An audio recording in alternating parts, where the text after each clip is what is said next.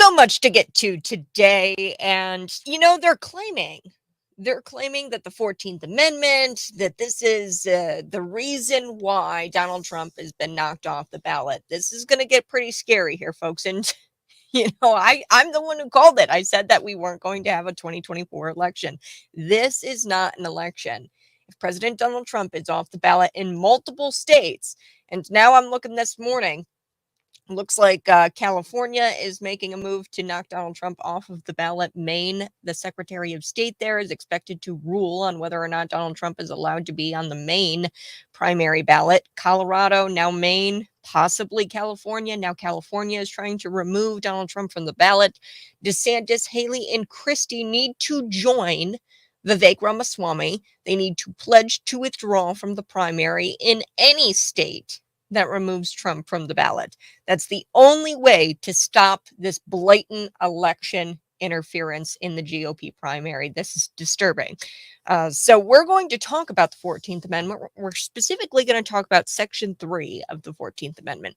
So they talk about officers, and this is what was ruled in the lower court in Colorado. And be sure to go find me on YouTube, Facebook, Twitter, and Rumble. Subscribe to my YouTube channel. Find me on Facebook. Share this out with your friends, because we're going to go through this claim. They're saying that they can throw Donald Trump off of the ballot because of the 14th Amendment, specifically Section 3, where it talks about officials or officers being tossed off the ballot, or they can't be on the ballot if they cause an insurrection. First of all, as I explained yesterday, Donald Trump has not been charged with insurrection. This is ridiculous. The judicial branch of government has gone rogue. You cannot charge and convict people in this court. I mean, it's like accusing Donald Trump of murder and saying that he can't be on the ballot because of murder, and the court. I mean, and he's like, whoa, whoa, whoa, who did I murder? You can't charge me with murder. Like, nobody's charged me with murder. No, we have reasonable suspicion that you caused murder. And me as the judge, and this trial that took place, it was like a 5-day trial that took place in Colorado, and they said that he committed insurrection. No. The courts can't do that. There has to be a charge first. Then he goes to court to dispute those charges, and he compiles evidence to dispute those charges, and he represents himself in the court of law. Like, this is just basic. It doesn't take a whole lot of understanding. I mean, have you seen Law and Order? Have you seen how cop shows work? Do you know the basic functions of the executive branch and the judicial branch? If you understand the basics, then you see exactly what's going on here. This is election interference. This is banana republic.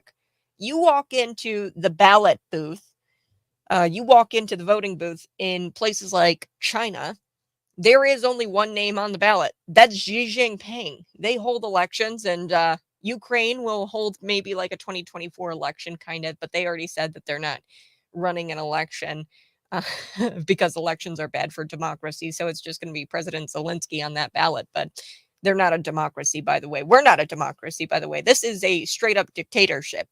But they draw your attention to the Section 3 of the 14th Amendment. Like I told you yesterday, the 14th Amendment was made because, and it was really just designed to bar Confederate officials from holding office. This was Confederate appointees. These weren't even like elected people. But anyway, it barred former Confederate officials from holding office. The former Confederate officials, the same people who killed everyone they disagreed with in the North, they took power. They wanted to take power. This was an insurrection, an actual insurrection. That's what that looked like, because they took their rifles and they took power by force, and they even installed a new president. They took their rifles, they shot people who disagreed with them on the issue of slavery. Oh, and I forgot to mention that those Confederate officials, all Democrats, by the way, the only party that has committed an insurrection, that's the Confederate Democrats. And they're doing it all over again. They are creating a banana republic here in America. I told you we weren't going to have a 2024 election. It's not an election. Okay. And I was right. We're not having an election. We're not having a true election if they're tossing a guy off the ballot, the front runner. So I don't think any of the Confederate officials, as the 14th Amendment was designed to do, they barred the Confederate officials. I don't think any of the Confederate officials said something to the effect of, go and march peacefully and patriotically and make your voices heard. No, they took rifles and they shot people in the face who disagreed with them on the issue of slavery. And I'm not going to forget to mention this. Those Confederate officials, the people who took the rifles, shot people in the face over the issue of slavery, Democrats. Okay, so I'm all for states' rights, by the way, but this is not a case of that. I'm starting to see this argument there where they're like, oh, it's states' rights. Colorado should have the right to say who they have on their ballot. No, no, no, no, no. This is a national office. Don't get confused. I'm all about states' rights, but there's federal issues and there's states' issues. And you cannot make it a states' rights issue when it's a national office. This is the guy, this is the president, this is the guy who runs the entire country. Okay. We're going to get more into this story because Ron DeSantis, Rhonda, he's spineless. He's also a lady or wears ladies' heels. So there's that. He was speaking on Newsmax, and the Florida governor and presidential candidate Ron DeSantis said that he's not going to follow fellow candidate Vivek Ramaswamy and pledge to withdraw from the Colorado GOP primary ballot. They should pledge. Haley, DeSantis, I know Chris Christie won't do it, but they should all pledge to be to withdraw from the ballot in any state that knocks Trump off. So now we've got Maine and California. There's probably going to be several other sets. You see what this is? It's the domino effect.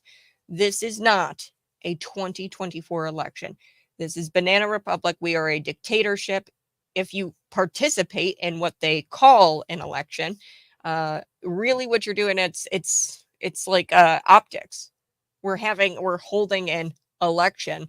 It's been optics for a long time. I mean, election season, what the hell is that? We've got 800,000 inactive voters. I mean, come on. We've never had we haven't had a real election in a very long time. But I've got so much to get to today. We will visit Ron DeSantis on Newsmax, what he said. I liked Ron DeSantis. Now I hate him. I despise this guy. So we're going to talk about that. Plus, in this hour, I do want to talk about a school district who socially transitioned this autistic child. And, oh gosh, the school district hid that from the parents. And now the parents are suing. So the school district socially transitioned this autistic child.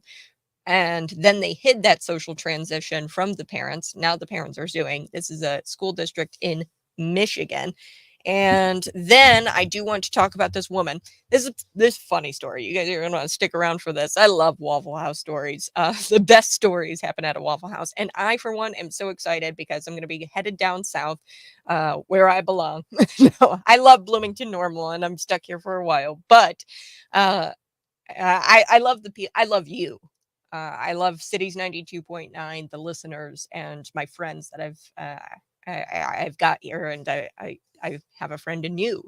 But anyway, I go down south, and the first thing I do is grab some breakfast at a Waffle House. I love Waffle Houses. Anyway, this woman, she actually pretends to be a Waffle House employee, and nobody noticed for hours. So she worked like almost an entire shift as a Waffle House employee, but she's not really employed by Waffle House. But then she starts stealing out of the cash register. So I've got that story. And then, of course, we're going to get to Ron refusing to follow Vivek's lead and withdraw from that Colorado ballot. He should be withdrawing from Maine, California. Now we've got Colorado. I mean, this is insanity. All right. Also, a little later, 6:30. I'm so excited. She's running in the District 88. That's Regan Deering. She's going to be a state representative here. She's going to be on your ballot. I don't know. Who knows? Maybe they'll knock her off too. Who knows?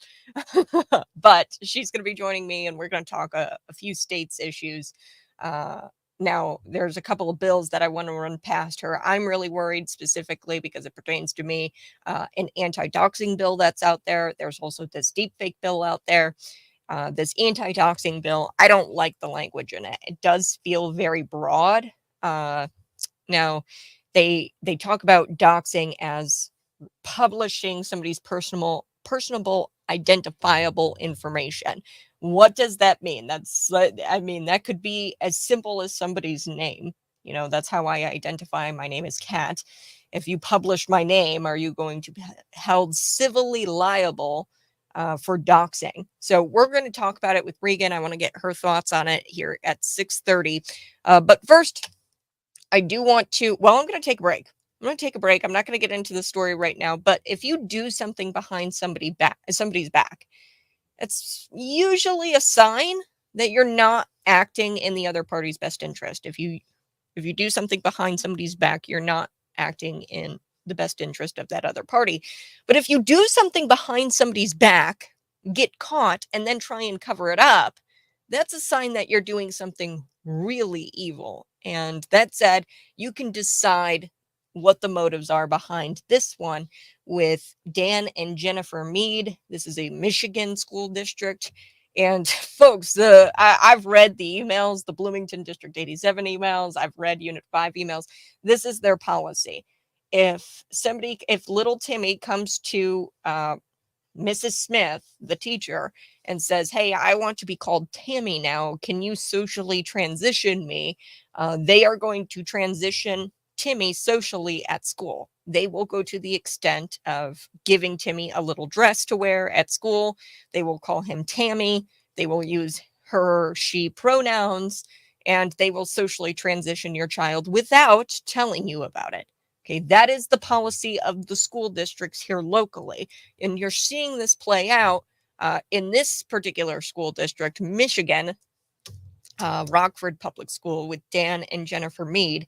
We're going to talk about it here on the other side. This is the Morning Buzz, Cities 92.9. Find me on YouTube, Facebook, Twitter, and Rumble. You can go ahead, text me at 309-451-9299.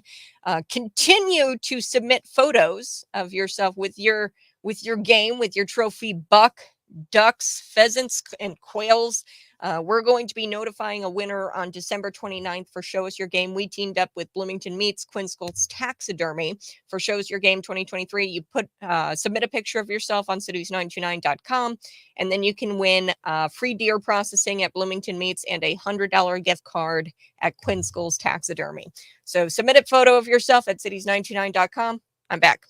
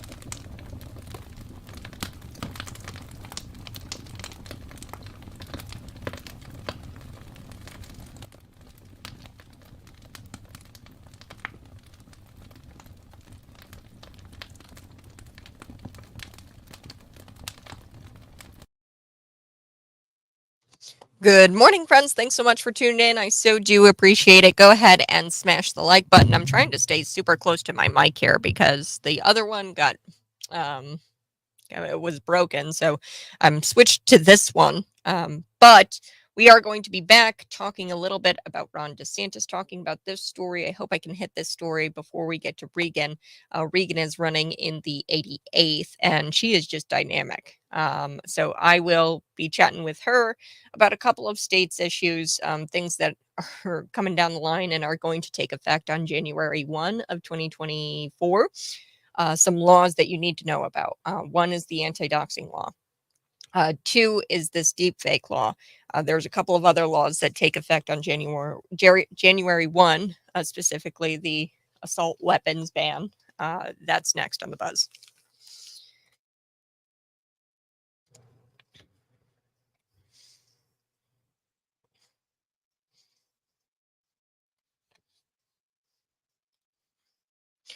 Grab a cup of coffee, sit down, pull up a chair, and let's talk. Let's have a conversation about this story. I want to get to this story before we talk with Regan Deering. She's running in the 88th State House District, and she is dynamic. I mean, I really like Regan, and the the things that you've got to know about here in the state of Illinois, because these state laws matter. And I'll tell you why the state laws matter.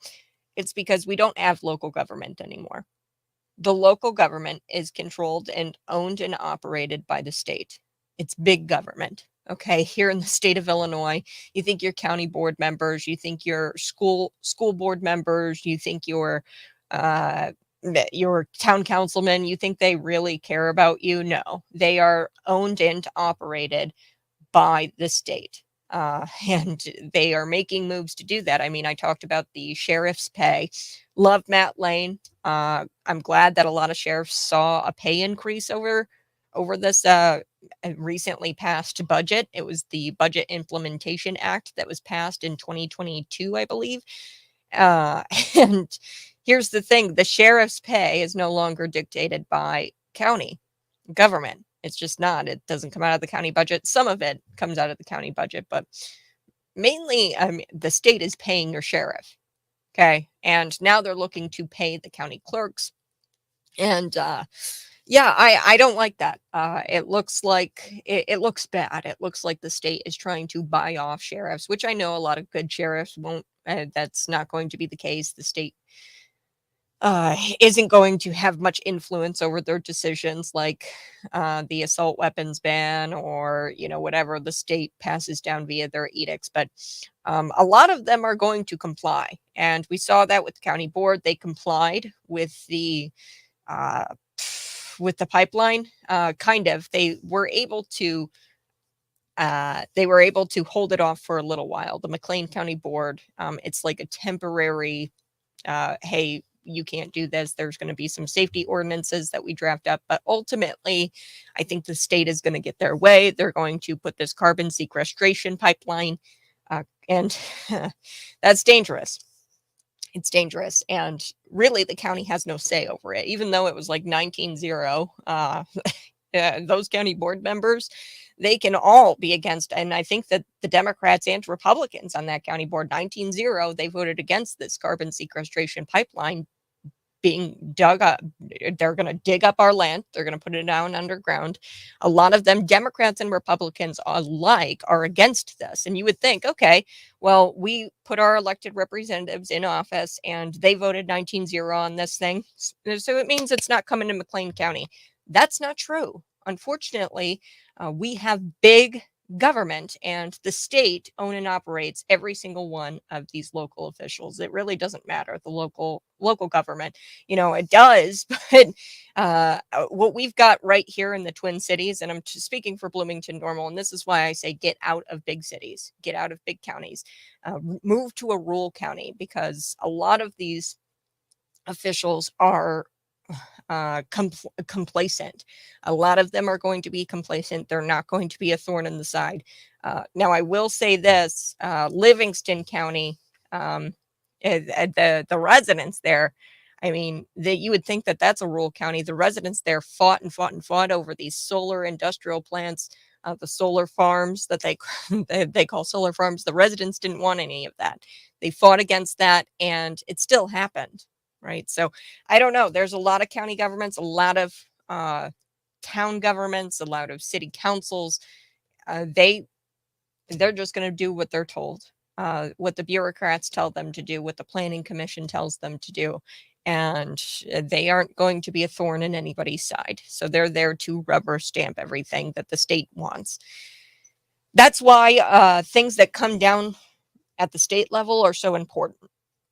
So we're going to talk with Regan about the anti-doxing bill that is set to take effect in January. Actually, Regan is joining me right now. I'm going to just bring her on.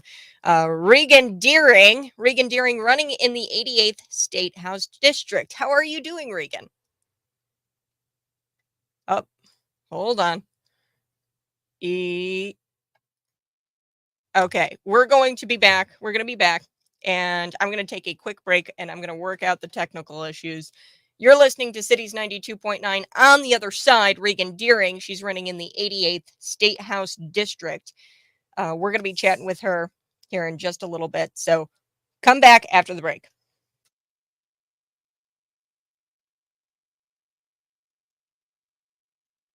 Sorry, Kat, I was on mute.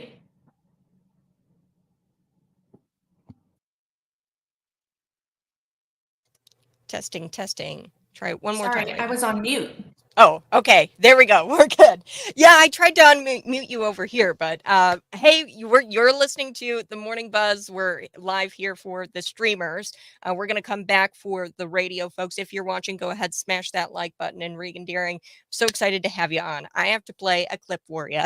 I'm gonna play a clip of Chuck Erickson. He was on the show with me, and I tried to be as fair and balanced as possible. These primaries can get nasty. A lot of throwing punches. I understand it. I've been through a couple of primaries now. But I do want to get your reaction, a chance for you to respond to Chuck Erickson's comments on my show. I believe it was the Friday after the Thursday McLean County Board meeting. But there's a couple of things I want to get your take on. So I'm excited. Have you got time for the 6 o'clock hour? I got time. Awesome. All is quiet at my house, so. So let's first start with, I'm going to pull up that clip and we'll play it for our radio friends, but let's first start with, have you heard of this anti-doxing bill? I'm really worried about it. Now I've done some research on it. It looks like all the Republicans in the state house voted for it. There was no Republicans that voted no. But there have been people, breakthrough ideas. Lori Higgins, she talked with me a little bit about it, and she's worried about the verbiage, how broad it is. Personable, identifiable information, if you publish that, and that could be something as simple as somebody's name, gender identity, their email, things that are publicly available. Thoughts there, Regan? Would you have voted for it? Would you have voted against it? Or I mean, I understand people are going to play the victim thing. They're going to be like, oh, well, the victims of doxing, and I get that. But I don't know. Your thoughts? Well, I haven't read the language of the actual bill. And, unfortunately, in our government, we do have very big bills that have very vague language and include lots of things. So, sometimes legislators are voting on bills that have some items they care for and some they don't. So I'm not sure if that's the case in this bill. I worry about doxing, of course, as someone that's run for public office and has a family and wants to be able to protect them at all times. I do worry about doxing. However, I hear you, and I've heard you talk about it before with the anti-doxing bill. That language is really broad and, punishable by something that may be, public information, I think is a slippery slope. Our government continues to wield its power in our state. That's Democratic power. And, but you did mention that Republicans voted for it as well. So I, like you, have concerns about any bill that is generally too broad and doesn't quite put the checks and balances in place that we need. Now, you're so right. And I don't know what court case it was. but there's a court case and it talks about freedom of speech. And what you're saying here is, this is running into, oh, this could possibly chill speech. You haven't read the language of the bill, and I get that. But there was one case, and it was at the Supreme Court, and I've got to think, I think it's Brandenburg v. U.S. Supreme Court, something like that, where they talk about, hey, it has to be insightful. You have to incite some sort of violence. The speech has to incite some sort of violence. That's the only way we can regulate speech.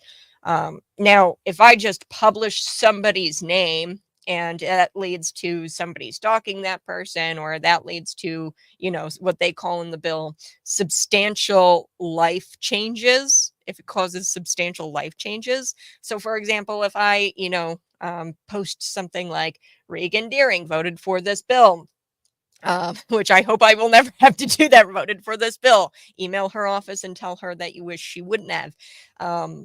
And that causes you not to get reelected when you're state rep, and that causes you not to get reelected in the next go around.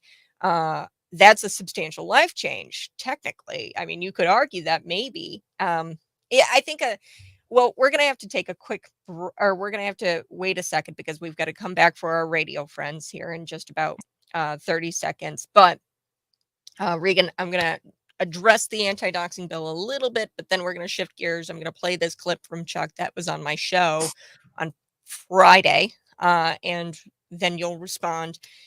And yeah, thanks so much for joining me. If you guys are watching, smash the like button and subscribe to the channel. Follow Regan on Facebook. She's out there doing all kinds of things. And I actually saw Regan on Facebook. She liked my post, and I was like, good. I'm glad that a state representative knows what's going on in this community in Bloomington when it came to Krampus, the demon thing that they had at a Mind local blowing. bookstore. Yeah, right. All right, we're back in just a second.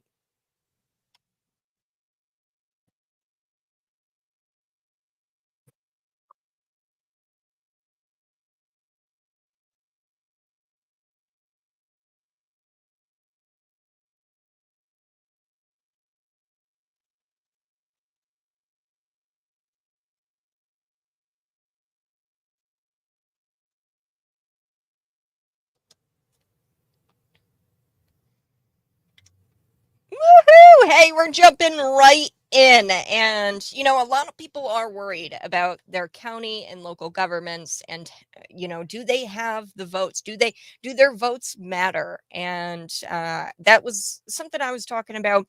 I don't really think, I mean, I had a county board member sitting in here, Chuck Erickson, who's running against you. He told me straight to my face that the state is controlling the county's decision when it comes to this carbon sequestration pipeline that's going to be underground. And it was a 19-0 vote. They said, no, we don't want this. But it's like a temporary solution, because it could come back and the state could mandate, much like the windmills, the solar plants. Now, if I was in county government, I'd like to think that I'd say, no, we're not doing that, and continue to vote no, and, continue to get people to vote no and to step out against the state. Your thoughts, Regan Deering, who's running against Chuck Erickson in the state House district, it's 88th. Your thoughts about local government and them increasingly losing power. Is that happening in the state of Illinois?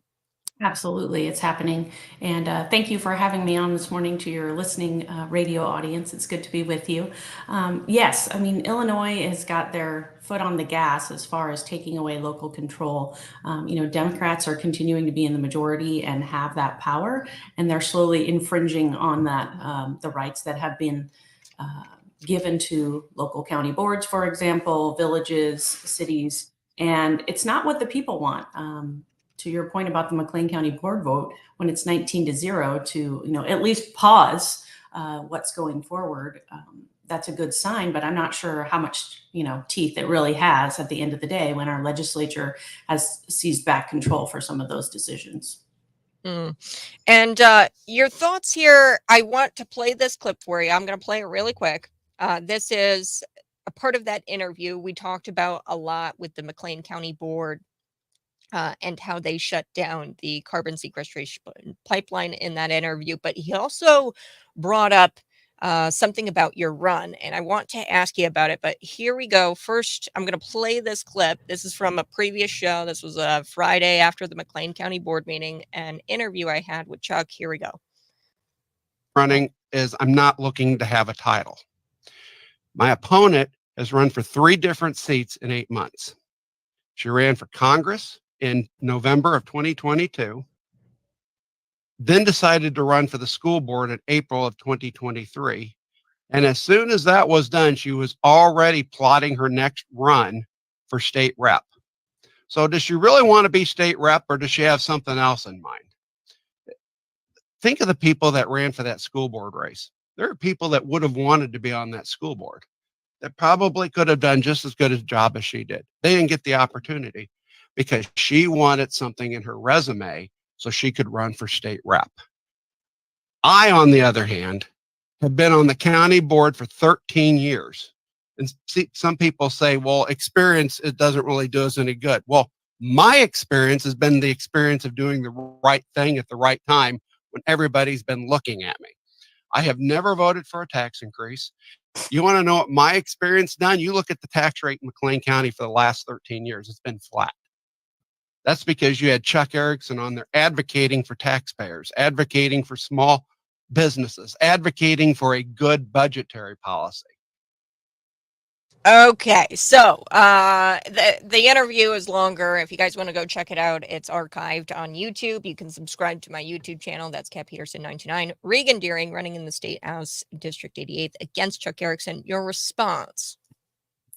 Well, I haven't been in office for a decade, and I think that's a good thing because Republican voters are tired of career politicians who have been saying one thing and then go to Springfield and show up and do another thing. I do have a record. I mean, I've sued Governor Pritzker on his illegal COVID mandates to protect my children and my parental rights. And I'm in the assault weapons ban, which is, just another gun grab by our government. I've got 3 great kids that I've raised with my husband. I've run a small business, looking to provide quality education for students in our community. So I'll put that record up against anyone. There really can't be an argument that we got to keep electing the same people. And those are the ones that sometimes get us into the position that we're in. So, I don't know that we're going to have a state we want to live in or a country we want to live in 4 years. So, I just reject that approach. And I know that when I see a problem, I step up and I want to try and solve it. So that's why I'm running in this race, is to make sure that, the future of Illinois for my kids and our grandkids is something that we're going to be proud of. Well, and then I also want to get your reaction to this idea that, you ran multiple times and like you're title chasing. I think about a good friend of mine, Dave Paul Blumenshine. I think about Abe Lincoln, who ran. I mean, he ran for I think Abe Lincoln ran for like dog catcher at some point and lost. But Abe Lincoln ran and ran and ran and ran until he became the president of the United States. And I mean, do I need to say it? He freed the slaves with the Emancipation Proclamation, right? So like, I don't know. I love Abe Lincoln, probably one of my favorite presidents ever. Donald Trump is first. Yes, I said that. Okay, but yes, Abe Lincoln ran and ran and ran for multiple. I mean, this is the land of Lincoln. I think that Illinois, there is nothing more endearing than somebody who just keeps losing and wants to keep fighting and keep running for office, whatever that office is, so you can represent people. And I don't know, me being somebody who fails often. I think there's something endearing about continuing to try to win. And you can say it's title chasing. But I don't know, Abe Lincoln, if he was title chasing, I mean, I'm glad he did, and I think we are all glad that he did and he title chased. So, but because I don't think we can afford to wait. I mean, I refuse to just sit on my hands and let other people take control when I am afraid for my family's future in Illinois. I want to be able to do everything I can, and that means going to Springfield, being courageous, standing up against the Democrats in power, establishment Republicans. I mean, if I'm going to ruffle a few feathers and, take some punches on the way, that's okay. I've been up against a bully before, and, I'm happy to take on whatever challenges come my way. I just think it's important that regular people with, good experiences, some common sense, start showing up in these elections, and we don't, wait for whose turn it is or find out if you've been selected by the party to run. You kiss the ring of the political insiders. We need people that want change as much as those around them. And that's what I'm offering people in Springfield. Now, one thing that I wanted to, and I'm going to press you a little harder on this one, so buckle up. ADM. And I know that you're like, oh, please don't bring this up, but I have to bring it up because a lot of people were messaging me when that explosion happened. I think that a lot of folks are worried about, and I don't know, you have a very loose connection to ADM. Can you explain that for our listeners?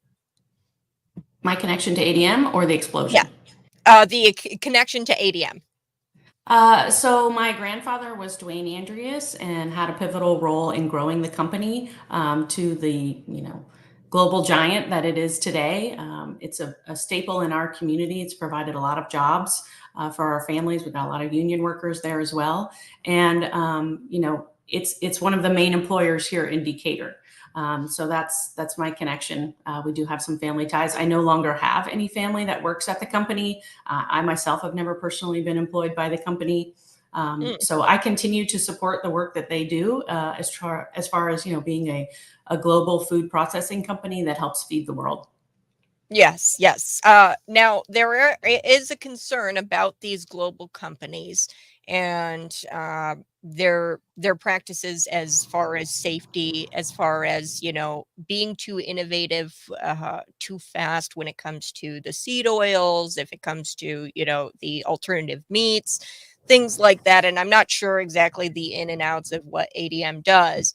But there's a concern of safety for sure at ADM because I've had a lot of people tell me that the plant isn't safe. I know there's a plant in Lincoln where a lot of people moved out of Decatur into Lincoln to work there instead because they thought the plant was that unsafe. I mean, I've had 3 or 4 people say that they went from ADM to, which I mean, isn't a whole lot when you look at how many people employ ADM, or how many people ADM employs, but your thoughts there about these companies and the risks involved. I know that we're looking at a possibly Goshen coming to Illinois.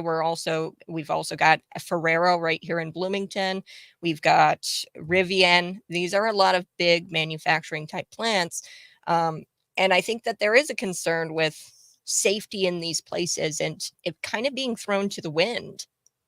Yeah, I absolutely agree that any company's top priority should be safety of their employees. And so, I too have read the paper and seen the news on that most recent explosion. And actually, there was an investigation, and the conclusion came to be that ADM was not in compliance with their safety regulations. They were out of date in a number of areas. And that's concerning to everyone, community members, employees, et cetera. And so I know that there's a responsibility, and these companies make millions of dollars and they need to prioritize safety for sure. So, like anyone else, I would intend to hold them accountable, and I would hope that they would make the corrections necessary and spend the money where it needs to be spent. I do want to shift gears one more thing because I'm going to be talking about this. It happened in a Michigan school district, but Bloomington and Normal, they both have this policy, and you were a school board member, right? I am. Okay, so this policy in schools is disturbing where we have, and I saw the emails. I mean, we've got the Illinois Education Association telling teachers that if a child says that he wants to be called a girl or he wants to wear a dress at school, that you have to do everything you can as a teacher to affirm that child. But then also you cannot reveal that to the parent. You have to conceal that information unless you obtain, quote, written consent from that child saying it's okay for you to disclose that child's gender identity to his or her parents. Your thoughts there, what should school board members be doing right now? Well, school boards and school districts absolutely have to involve parents in their children's education. We need that to be a partnership. We need it to be open and transparent. I actually had a conversation with my junior high principal about this, and she, in fact, confirmed that is the case. That is state law. And it's concerning to her as well. I mean, they have always had very open relationships with parents. I don't know how we're going to work back from the damages that could happen from parents not being involved in such a big decision for their children. I don't necessarily feel that just because some children don't feel safe, and I'm not air quoting because I don't think that that might not be the case, but it's pretty loose language for a minor to be able to describe that in sharing their gender with their parent. I don't believe that that is grounds for just not including the parent in the conversation. Yeah. So, I'm making sure that on my school board, we are continuing to include parents in those conversations and trying to do my best. I mean, I would like to see those kinds of laws repealed at Springfield. We do have a very strong parental rights movement going on in this state. I think there's even a ballot measure that's trying to be put on the November ballot for parents' rights and staying included in these conversations.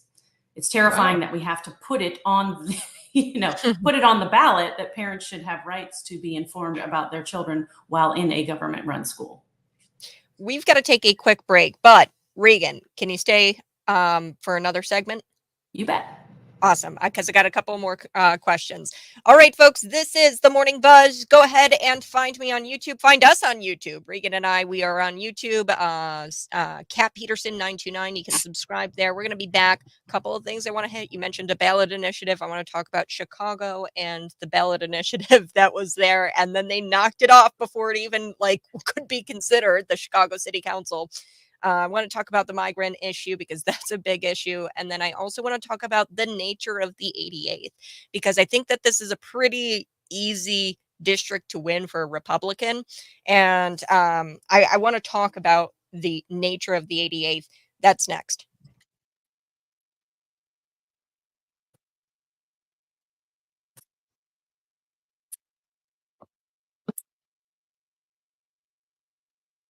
Okay, we're back. For the streamers, if you guys are watching, go ahead, smash that like button, share this out. Regan, real quick, tell our streamers how we can get a hold of you and how we can donate to your campaign. So the website is reganforillinois.com. There is information about myself, my platform, why I'm running. There is also the opportunity to volunteer, join us at events, kind of see what we have upcoming to get out and meet us in the 88th and in your community. And then there is also a donate button. I also have a Facebook page, Regan for Illinois. So you can follow us there. That seems to be more of a real-time opportunity to see where we're at and what we're doing, and even send me a message if you'd like me to come to your area. It's one of my favorite things about being a candidate on the trail is getting the opportunity to go into communities and visit with people. One of the things that I think is lacking from a lot of our elected leaders is their ability to go to the people. I have heard from people that, it's great if you have an event or if you're big somewhere, they might not be able to get there that day, or it might be on a work time. And so being able to just show up at everyday events in these small towns and in communities is what we want to do. So we would love the people to be our eyes and ears and let us know where we can be to meet them. Awesome. And one thing I wanted to also ask you about here on the stream, I don't think I'm going to bring it on air because we won't have time. Do you have a little bit of time in the 7 o'clock hour? It's possible. We'll see how we do. We'll see if the house wakes up. We'll see how we do. Yeah, you've got kiddos. Are they out of holiday break? So they're probably be sleeping in. I'll be Can't say the same for the dogs. They'll be ready for a walk. I know when my brother and I, for a holiday break, we would drive my mom nuts. We were constantly messing around, horse playing, because we were so excited that we didn't have to go to school and she would be pulling out her hair. But the Bloomington Demon, speaking about Christmas, the demon at this library, your thoughts there? I know a couple of years ago, there was actually some sort of satanic altar that was erected into the Illinois Capitol. Yeah. So, how would you approach that if you were a state rep? If they wanted to if the Satanic Temple wanted to put that in there? Well, I have to say, I so appreciated the elected official that knocked off the Satan head in his own state capital. It's sort of like, oh, I might just be, talking to someone and backing up, and oops, there it went. Oh, so sorry. I think people are concerned. We do need to balance, freedom of speech, the right to assemble. Those are our freedoms that we are given. But, this country was founded on Christian principles. And I do think the majority of us, continue to thread those through our lives. I was a little disturbed by the Krampus market in Bloomington. Just the imagery and sort of the negativity associated with Christmas. I think someone shared on your page the vendors that were there, and it just feels evil by design. So we'll see how legislatively, we might be able to put some restraints, but I think people need to just start showing up and start, rejecting those ideas. I mean, the greatest power we have is to speak with our voice, speak with our pocketbook. I will have to say, I thought briefly about calling, someone in Bloomington that is an elected title holder and asking, why are we doing this? What's the point? Are we going to continue to do this every year? I didn't, because I just thought, well, I'll see how it plays out. But, we need to use our voices. We're going to bring this on for our radio friends. I'm very excited about what you're saying. Here we go. Hold on one sec. Woohoo! Hey, good morning. This is the Morning Buzz. Thank you so much. Always join us on the stream. That's YouTube, Facebook, Twitter, and Rumble. And the streamers, they just heard Regan Deering saying that she was thinking about calling the Bloomington officials, some elected officials there, about the Krampus market that took place at this bookstore. What was really disturbing for me about that was that Krampus, this individual who was dressed as Krampus, and Krampus is a half goat, half demon who is like the devilish companion of Santa Claus or Saint Nick, where he goes around and starts beating kids if they're bad, or puts them in cages quite literally and carries them around in a backpack. Like that's what Krampus did. It's like a German, it's kind of something that scared German children. It's a folk tale, or like a tale. But it's not quite Elf on the Shelf. Yeah, this is not an Elf on the Shelf. So you said you thought about calling some Bloomington officials here, huh?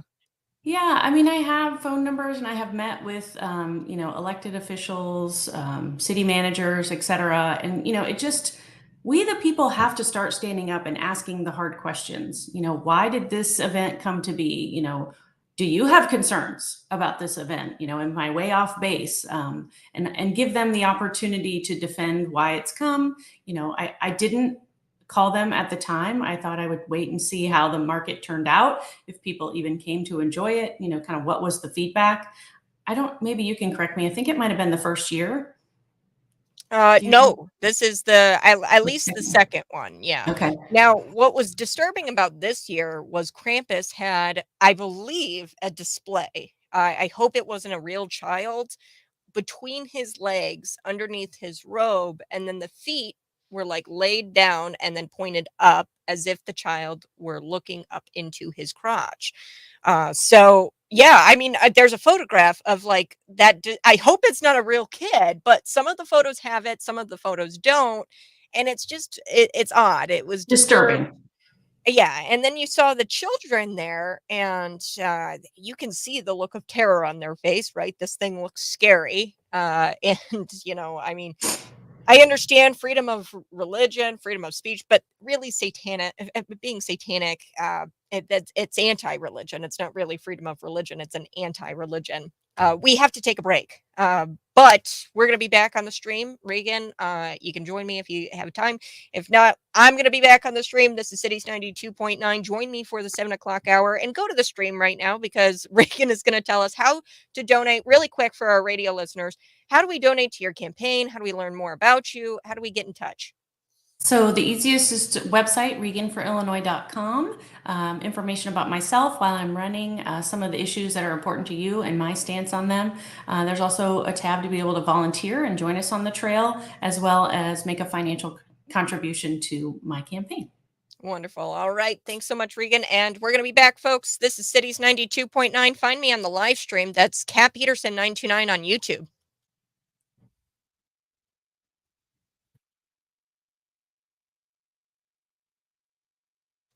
So many buttons. Okay. Regan, thanks so much. I appreciate it. And there's so much I wanted to get to today, but yeah, we could go on forever. You are just such a dynamic candidate. And I enjoy being with you. That's just great. We cover lots of topics. I like the rapid fire kind of yeah, boom, what's boom, on Kat's mind. boom, boom, boom, boom. Yeah, a lot, too much. But yeah, And you have a big screen facing you, so I'm sure there's like real time fun. You know, yeah, the yeah. internet. Well, yeah, I get to see. I mean, I've got one. I follow Disclose. A lot of people ask me like, how do you keep up with the news? I do Disclose Post Millennial, so I've got that kind of stuff on the side. Then I've got my Illinois stuff. Yeah, so I've got like so much going on.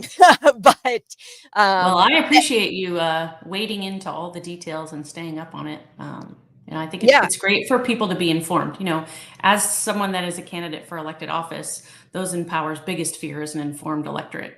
So, we have to continue to keep talking about these things, listening, asking questions, et cetera, to know how we can serve the people the best. I mean, every morning I'm waking up going, how can I serve the people today? What is a priority? How can I make a connection? How can I go out and listen? So it's exhausting some days, but it's good work, and it's not for the faint of heart. yeah. And I wanted to talk about the 88th. So, a lot of people tell me, well, Kat, the 88th it's going to be a Republican district anyway. It's kind of like a throwaway district. Do you think that I don't know. I don't know how to respond to that. They're like, oh, well, it doesn't really matter what Republican gets in there, Kat. It's going to be a Republican either way. We really need to focus on things like the 91st, which is a, newly drawn district where we've got Sharon Chung there. So politically speaking, what do you think about the 88th?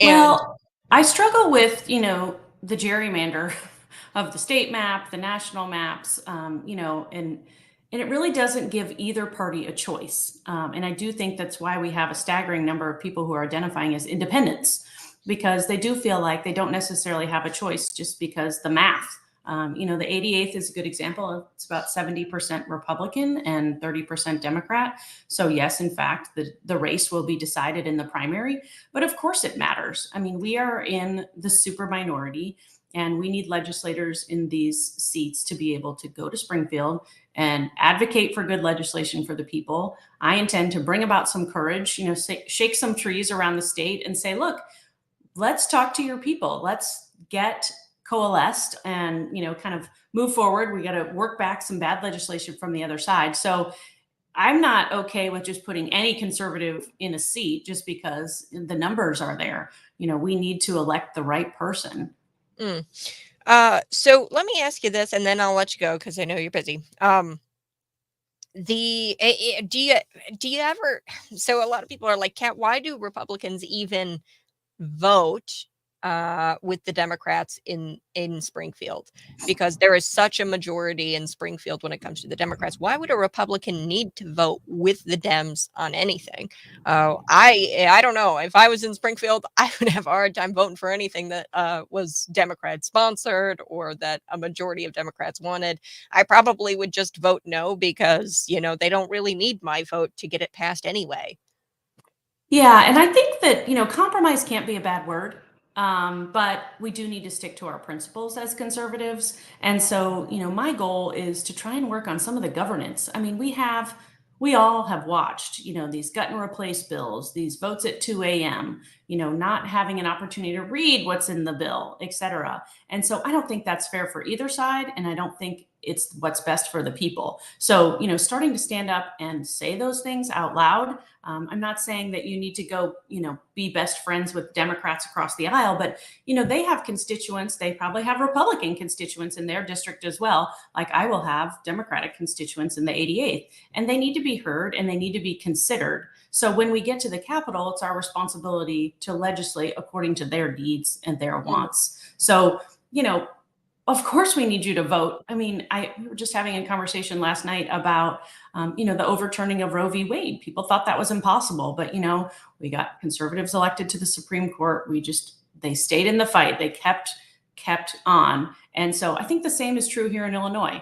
I've heard a lot of conversations about 2030. We're working our way to 2030. Okay, well, it's about to be 2024, and we don't have 6 years to wait to get this state turned around. I mean, I was reading some of the statistics and demographics of people that have just left the state over the last, year, 3 years, 5 years, 10 years. 80,000, over It's 80,000. not recovering.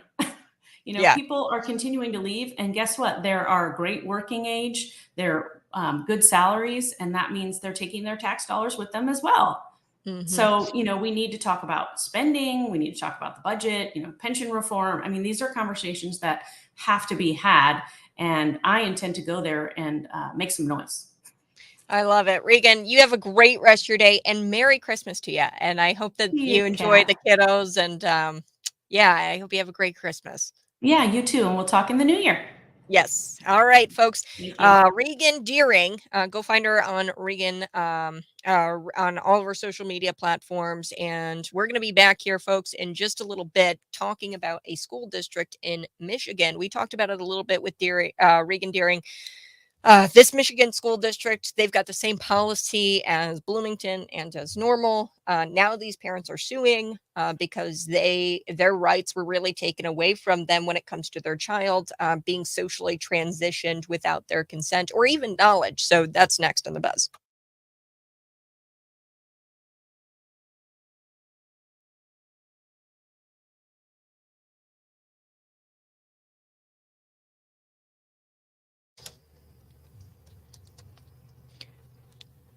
Wow. Such a lot of, I mean, so much fun having Regan Deering here with me on the stream, YouTube, Facebook, Twitter, and Rumble. We've got so much to talk about. We were talking with Deering about how she's a school board member and how she says that there's even this ballot initiative that's being talked about to get parents to have their rights restored. Isn't that crazy? You have to have a ballot initiative for parents to have their rights restored when it comes to these school districts. And she is dynamic. I do really like Regan. She's running in the 88th. It's the State House district. Now, speaking of parental rights, this school district in Michigan, which this school district in Michigan has the same exact policy as Illinois. Okay, and as Bloomington District 87 and as Unit 5. Okay, so this school district socially transitioned an autistic child, that's key here, an autistic child, and they hid the social transition from the parents of this autistic child, and now the parents are suing. So we're going to get into that conversation. Plus, a woman, you guys are going to like this story. I like to lighten things up a little bit and find these really weird stories. So this woman, she actually pretended to be a Waffle House employee. I'm excited. Tomorrow is my last show for this year. And then we are back at it in the new year, but I'm going to be headed down south to be with some family. I'm going to enjoy my family on Christmas Day and celebrate the birth of Jesus Christ, our Lord and Savior. I'm very excited, but I am really excited to go down south and get into a Waffle House. Okay, that's the first thing I do. I say, hey, let's go to the Waffle House, and I sit down and just shovel the hash browns into my pie hole. I love the Waffle House, but this woman, she actually pretended to be a Waffle House employee. Get this, nobody noticed for hours, and then she eventually started stealing from the cash register. So she got away with stealing out of the cash register because everybody thought she was an employee, but she wasn't employed by Waffle House. She just was wearing the hat and the uniform. So we're going to talk about that because I think it's funny. And then Ron DeSantis, God, what a loser. He's refusing to follow Vivek's lead here when it comes to withdrawing from that Colorado ballot this morning. It was disturbing. I saw Maine and California also. They are knocking Donald Trump off of the ballot. So we're going to talk about Rhonda, who wears women's heels, coming up in just a little bit. But if you go behind somebody's back, it's usually a sign that you're not acting in the other party's best interest. Okay, if you go behind somebody's back and do something, but if you do something behind somebody's back, get caught, then try and cover it up, that's a sign that you're doing something evil. And that said, you can decide what the motives are behind this one. So Dan and Jennifer, they're Michigan parents. Dan and Jennifer Mead is their last name. They thought that they had a great school and a great counselor at Rockford Public School District. This is a Michigan school district, but then they learned that the school was using a masculine name and pronouns for their young daughter and hiding that information from them.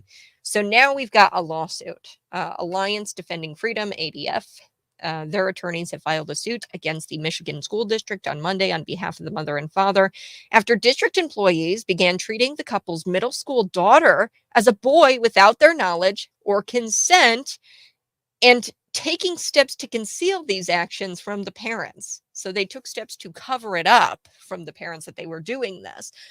So Dan and Jennifer Mead withdrew their daughter from 8th grade at this East Rockford Middle School in October of 2022, after district employees acting in compliance with Rockford Public School District policy.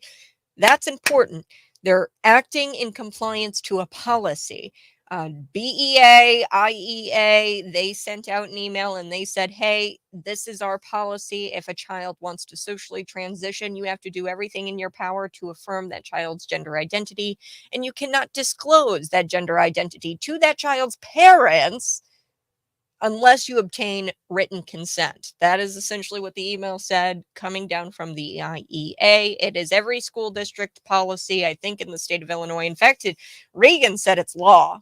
She said that it's law here in the state of Illinois that you have to do that. You have to conceal your child's or the child's gender identity from the parents unless you get written consent. So anyway, the district employees acting in compliance with the Rockford Public School District policy treated their daughter as a boy by referring to her by a masculine name and male pronouns without notifying the Meads or seeking their consent.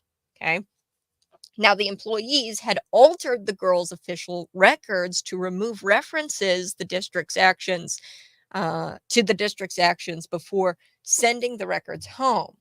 Okay, so the employee, so say she, does a homework assignment. Okay, she's got a homework assignment and she's doing long division, and the daughter writes her masculine name. They're concealing the name, obviously, of the daughter because she's a minor. But say she wants to go by Todd. Her name is Tammy. She wants to go by Todd. So on her long division worksheet, she writes the word Todd. The school district would then take that long division worksheet, maybe cut that name out. So they would take records and alter the records before sending them home with the little girl to keep the secret. That she is going by male pronouns and that she is going by a male name at school. So the Meads only discovered the district's actions of socially transitioning this child when an employee unintentionally failed to completely alter a report about their daughter before sharing it with them. So say the report card, okay, goes home with the parents. They have to alter her records to make sure that the name Tammy appears on her report card or something. Now this, I don't know what the exact record was. The story doesn't get into that, but apparently an employee of the school district messed up, and they didn't keep the secret. They unintentionally forgot to alter a report about their daughter before sharing it with the parents. So by concealing this very important information, the district violated Mead's fundamental parental rights. That's really what happened here. It's a parental rights issue. The U.S. Constitution protects their right as parents to make decisions about their upbringing, their education, their health care. Staff members who condone and enforce these sorts of policies are just as bad as the ones who come up with them. Okay. I don't care, you're like, oh, it's policy. I'm a teacher. I have to follow this policy. You're just as bad as the people who created that policy because you are condoning and enforcing the policy, and it's unconstitutional. How high of a God complex does one have to believe that they know what is in the best interests of the child that they've known for like 10 minutes? okay, rather than the parents who have known the kid since birth. Okay, and that they created the child biologically, they created the child, and they've known this child since birth. I mean, the mother carries that child for 9 months, for a right, and that child exists because of the parents. And what you've got to have a severe God complex if you think that you know what's best for that child. Uh, because you've known that child what for 10 minutes, 15 minutes, or you see that child for an hour a day. Right, you really think you have an idea of what is in the best interest of that child. Not only that, these rules are put in place and enforced under the guise that all parents are child abusers. Okay, um it's crazy to me because I mean, who are you to say that that parent won't turn around and affirm that child? Okay, who are you to say that that parent won't do that? Okay, I know some parents, and I know some. I believe she works at the district. I know this woman. She actually chopped off, went and had her daughter's chest lopped off, in a surgical procedure at a hospital, and like, how do you know that the parent's reaction won't be to affirm? Okay, so you see what I mean? Like, if you're concealing that identity, the child's identity, the gender identity. Now this woman, she works, I think, at District 87, and I believe her husband is also some sort of teacher of some kind. But they've got a daughter, and at the age of 18, she went and got her breasts removed. The parents allowed her to go do that, okay, at the age of 18, and drove her to go do it, posted the pictures of it all on social media. This is all public information, okay? This is nothing new. This is very public information because she shared it on Facebook publicly. Okay, this was not, I mean, you type in her name, you see it. So she was able to do that because she was aware of her child's gender identity. Now, if the teachers were concealing her child's gender identity, she wouldn't have been able to go chop off her daughter's breasts because she thought that that was in the best interest of her child. Okay, me personally, I think that it's child abuse and I think it's wrong, and we shouldn't be mutilating children, and we shouldn't be taking away the healthy breasts of young women. That's disturbing. But anyway, so she had the right to go do that. But it was only because she was made aware of her child's gender identity. I don't know how she was made aware of her child's gender identity, but what if she was in the school district and the school district was concealing this gender identity from her and she wasn't able to affirm the child's gender identity in that way, where she goes to the hospital and lops the daughter's breasts off? You get what I'm saying? So leftists should be enraged about this too. People who want to affirm their child's gender identity, either socially or as far as the affirming care, healthcare, whatever, the so-called affirming care, this should be, this should enrage all sides. This should enrage all sides. This is a parental rights issue. This is not a transgender issue, really. It's not even a gender identity issue. Anyway, so not only, these rules are put in place and enforced under the guise that all parents are child abusers, basically guilty until proven innocent. That is the only way these policies are justified, at least in their mind. And they believe, these teachers who are concealing the gender identity, they truly believe that the parents are somehow child abusers, or they guilty until proven innocent. You have to have that assumption that the child will be abused if that child discloses their gender identity to the parent. It's this is, and the most abhorrent justification for this is that progressives use, the justification they use. They gaslight you, and they tell you that there's a suicide risk, okay, if they don't affirm the child's identity. They will say straight to your face that if parents do not affirm their child, the child will die. Okay, that is so reprehensible and it should be condemned. But nope, schools condone that crap on the daily. They say, oh, the kid will kill himself if we don't socially transition him in secret. All that does not even begin to touch the surface of the reality of so-called affirming care. But that's a whole other can of worms that I'm not going to get into. But it is ridiculous that staff members who deal with thousands of kids each day think they know what's best for every single child compared to their parents. Okay. You deal with thousands of kids a day. This administration does not have to live with the consequences of the child. They don't have to live with it. So you need to inform the parents. They don't even bother to think about the consequences of socially transition, or they don't even begin to think about the consequences where you're turning child against parent. You're keeping the parents out of the loop on purpose, and you're creating a divide there by keeping it your little secret. How odd is that? It's our little secret, and we'll call you Todd, Tammy, here at school, and we won't tell mommy and daddy. That's messed up.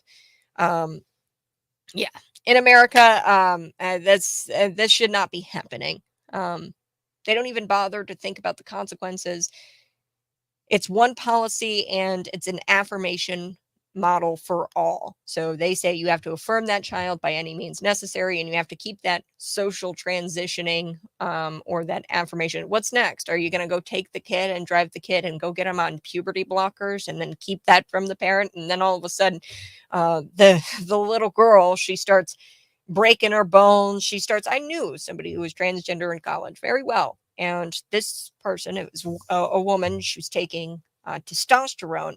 And I never really put two and two together until I got older and I educated myself about this kind of stuff. She'd always come to the house there with broken bones, like a boot. She would have a couple of boots, crutches, and I was always confused about that. Then you look into the side effects of testosterone. Women taking it, it ruins your bone density. It makes them brittle. You go through things like osteoporosis if you take testosterone as a young woman. And what if that starts happening to these kids and the parents are left scratching their head? I don't know what's going on. She keeps breaking bones. It's because it's because the teacher at the school district is giving them a Lunchable and then a testosterone to take, and you have to shoot it up the butt cheek. Like that's what's going on.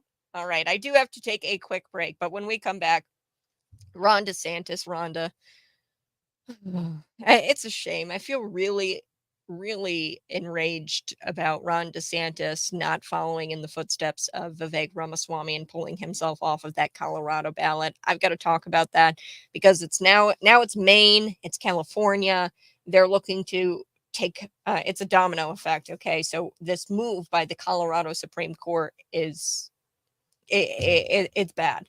So we're going to talk about it here on The Buzz. Find me on social media. That's Facebook, YouTube, Twitter, and Rumble. Find me there.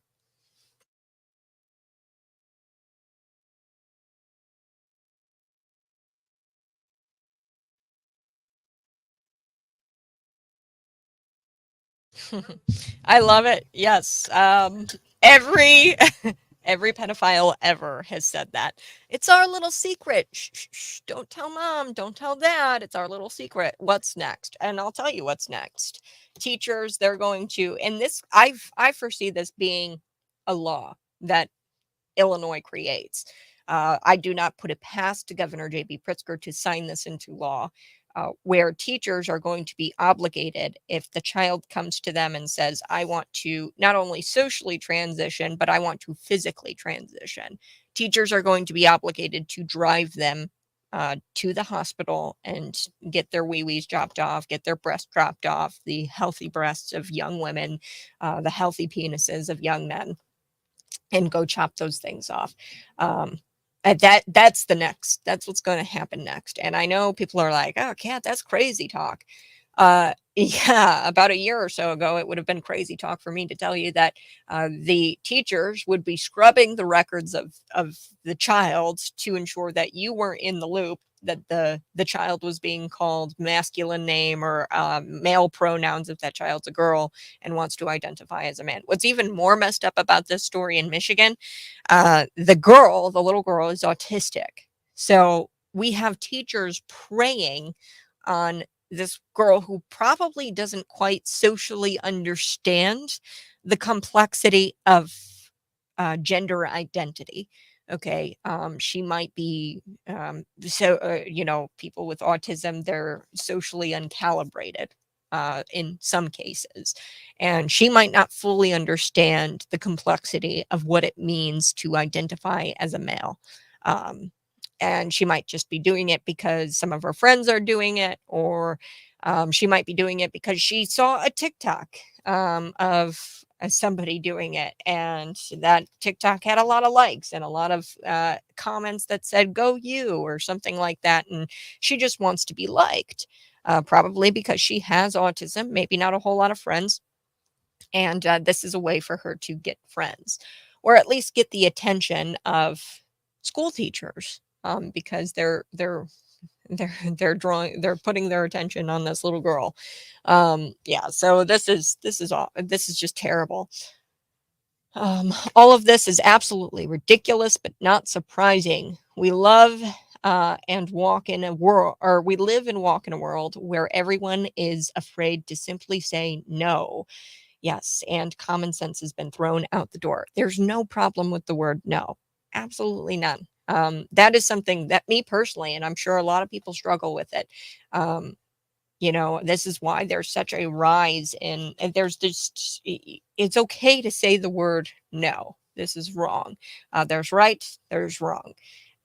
You're so right. I'm glad you're here with us. Smash the like button if you're watching. Share this out with your friends. But there's a lot of parents and teachers who do not agree with this kind of ideology or reality of these depraved people, non-reality of these depraved people. Yeah, I think that there are a lot of teachers out there who don't agree with this. But here's the thing: this is the policy, and they are just much like I talked about today with the county board. The state ultimately is probably going to come in and say, yes, you have to put in that carbon sequestration pipeline, and it has to cut through McLean County. And these county board members, all of them, Democrats, Republicans, they all don't agree with it. It was a 19-0 vote. Um, and that they all don't agree with it, but they're going to continue to allow it to happen because the state says they have to, because they fear some sort of lawsuit, or they fear some sort of bring on the lawsuit, bring it on. I'll fight it. I'll figure it out. That's what needs to start happening. These teachers need to start saying, no, this is not going to, I don't care what the policy is. You can come down on me like a ton of bricks, and I am going to fight this. I'm going to fight like hell. That's what we need to start saying is, this is right, this is wrong, and I'm going to fight like hell for what's right. When did we lose that as a country? Thank you so much for being a part of the show. I'm going to be back in just a little bit. I'm going to go grab another cup of coffee.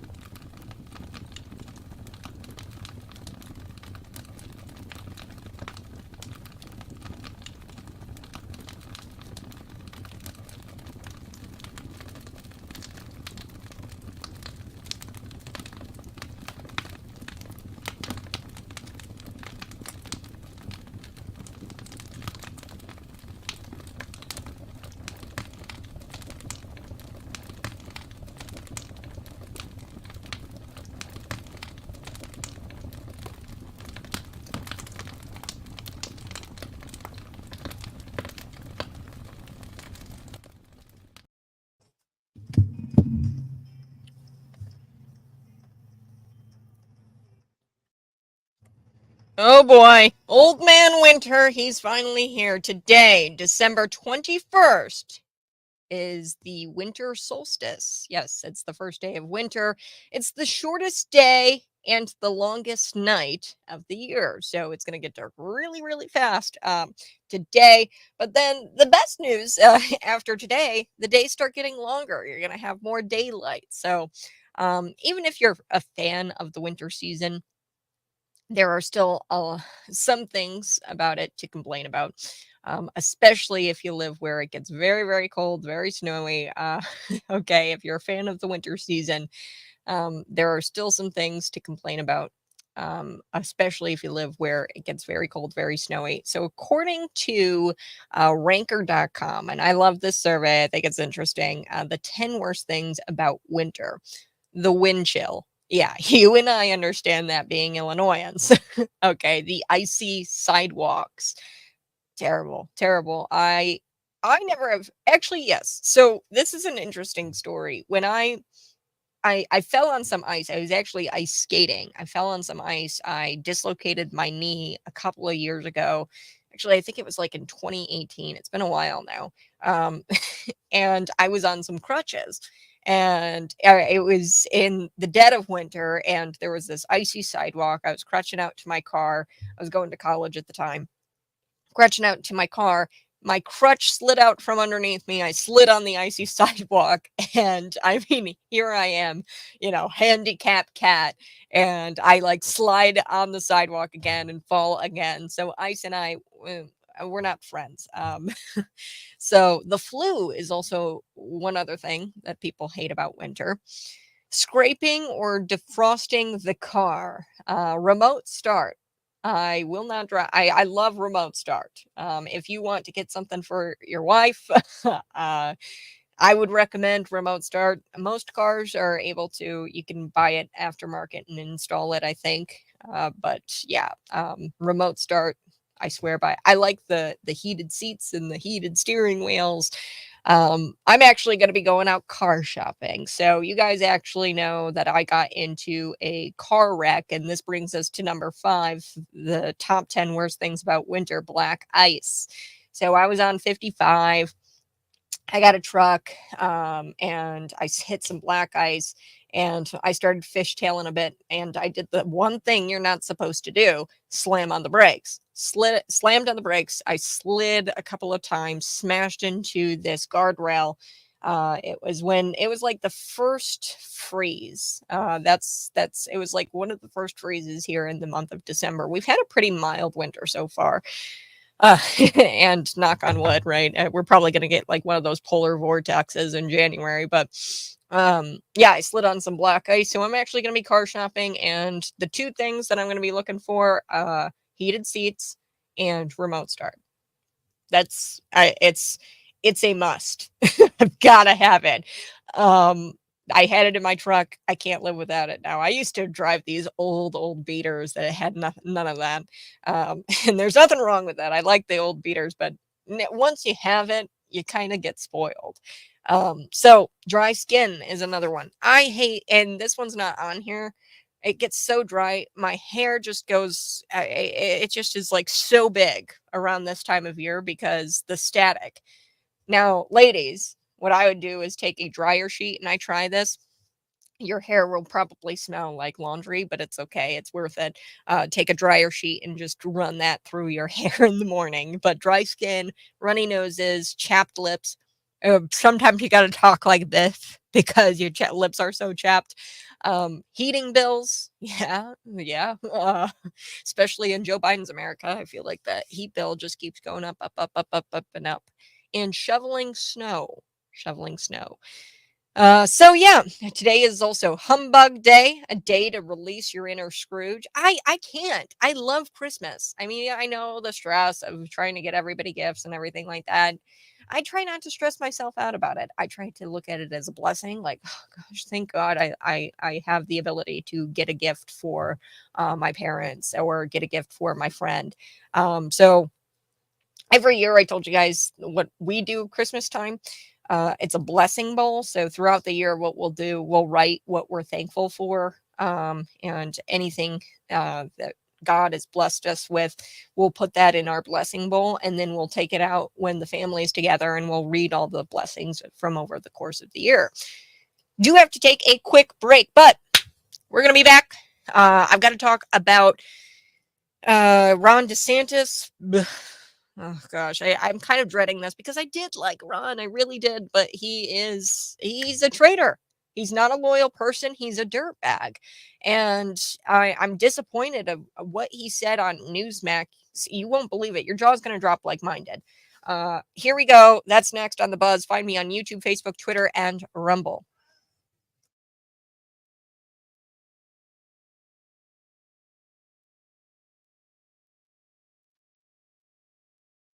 And GMC dealer in Pontiac. Meet the team at Shop. We're back in 5 minutes, and we're going to talk about Ron DeSantis. There's also this Waffle House employee that I've got to tell you guys about. You're going to find the story funny. That's next on The Buzz.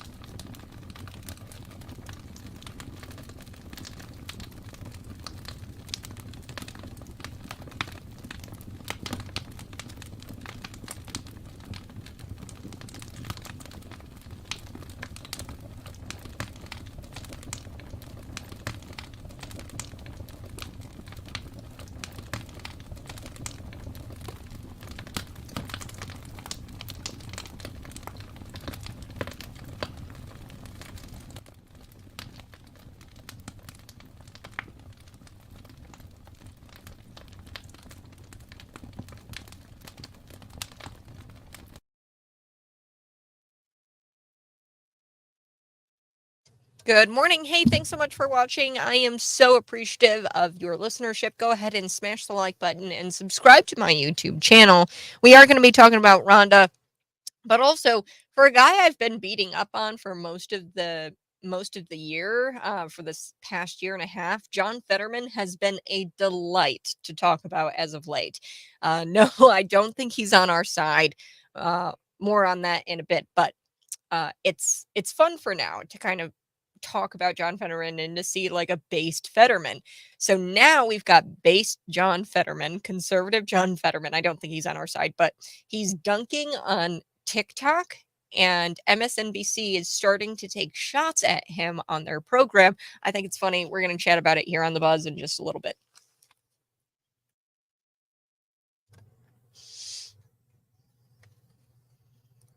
Things to look forward to here on the Morning Buzz. John Fetterman has been a delight for me to talk about as of lately. I enjoyed beating up on him for like the past year and a half.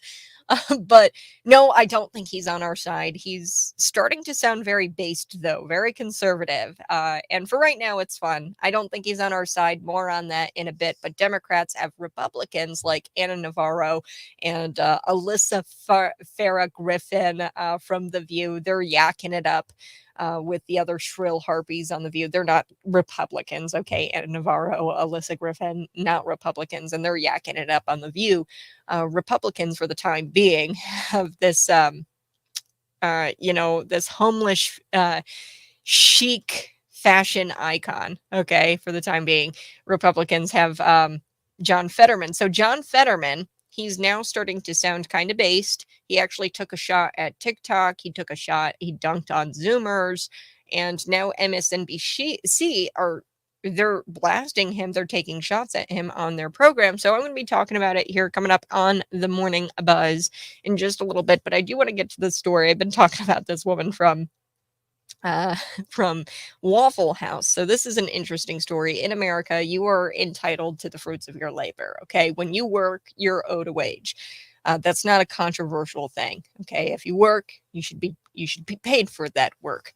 You're entitled to the fruits of your labor. Now, for one woman, she's working at this Riverdale Waffle House. It's in Georgia. Let's just say she was not paid in the most conventional way. Okay. Now she's acting a bit unwaffly, and she got caught in a sticky situation, a syrupy situation, sticky situation. See, I'm having a lot of fun with this. It's a Waffle House employee, kind of. So police are actually searching for this woman who allegedly stole money from a Clayton County Waffle House after dressing like an employee. So here's the story. Riverdale police are looking for a woman who they say pretended to be a Waffle House employee and got away with some cash. Yes, she got away with some cash because she robbed the register. Investigators say that the woman worked for about 2 hours at the restaurant before opening up the cash register and stealing the money. There's an undetermined amount of money that she stole, but she was wearing the trademark hat of the restaurant chain. She had the uniform. So she proceeded to work for 2 hours before being caught on surveillance footage, accessing the register tablet and opening up the register. And then she takes the cash and then she runs. So I am the last person to condone stealing or condone crime. But technically, did she work for that money? Like, police are wondering who the Waffle Bandit is, but she must have earned at least $30. She worked there for a couple of hours. She had to have earned like $30 out of that shift, right? But people pay with credit at Waffle House anyway. Do they even really pay at the Waffle Houses? They usually just eat, they dine, they dash, right? That's the clientele of most Waffle Houses. So how much cash was really in that register? I asked. I'm curious how much cash was actually in there. Did she earn like $30? And this woman was caught on tape. I mean, working. She was flipping patties. She was working. So all jokes aside, how did nobody like notice that some random person was just hanging out behind the counter working with them side by side. Maybe it was like a busy Sunday morning rush and everybody was too busy to care. But you'd think management would be there in some sort of capacity and at least notice something was strange. Or is turnover rate at Waffle House that high? Do people not know who their coworkers are?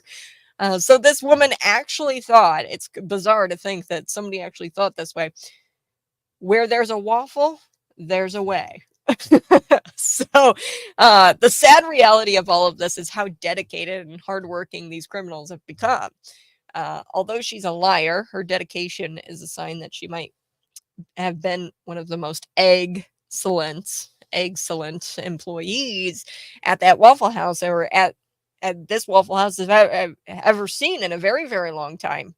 She was working hard for those 2 hours, and then she just says, "You know what? I'm gonna go over the cash register." But she's not an employee. She's not like an official employee. Let's just say she may have been in a badder mood than the actual employees. When you watch the tape, it's like, wow, she seemed like she really enjoyed working there um, for the couple of hours. But a lot of strange things have been happening at Waffle Houses in Georgia lately. This is another news story, really quick, about this Waffle House. It's a Georgia man. He was arrested after he allegedly stole a city bus with a passenger aboard.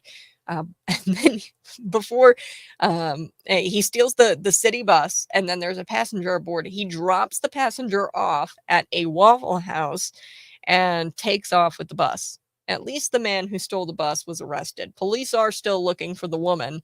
um the police are asking for the public's help in looking for the woman who was masquerading as an Waffle House employee. Anyway, next time you see an employee at work, just introduce yourself, say hi, don't be rude. It's rude to ignore the new kid, but also you might end up avoiding something like what happened at the Waffle House if you just introduce yourself to an employee, a new employee at work. Okay, now, I do want to talk about this. Newsmax, Wednesday afternoon, we have Florida Governor Ron DeSantis. He said that he's not going to follow in the fellow candidate Vivek Ramaswamy's footsteps here. Vivek Ramaswamy made a pledge to withdraw from the Colorado ballot. We are now seeing out of Maine, the Secretary of State wants to knock Donald Trump off the ballot there. And then also in California, they're looking to knock Donald Trump off the ballot there. So we're going to get to Ron DeSantis's comments, but I do have to take another break. And then we're going to get to John Fetterman sounding very based. And then John Fetterman takes a shot at TikTok. He takes a shot at Zoomers. He's starting to sound very conservative. And MSNBC, they're actually blasting him on the network here, and it's kind of interesting. I don't know. Did the stroke make John Fetterman like smarter? I don't know. That's next.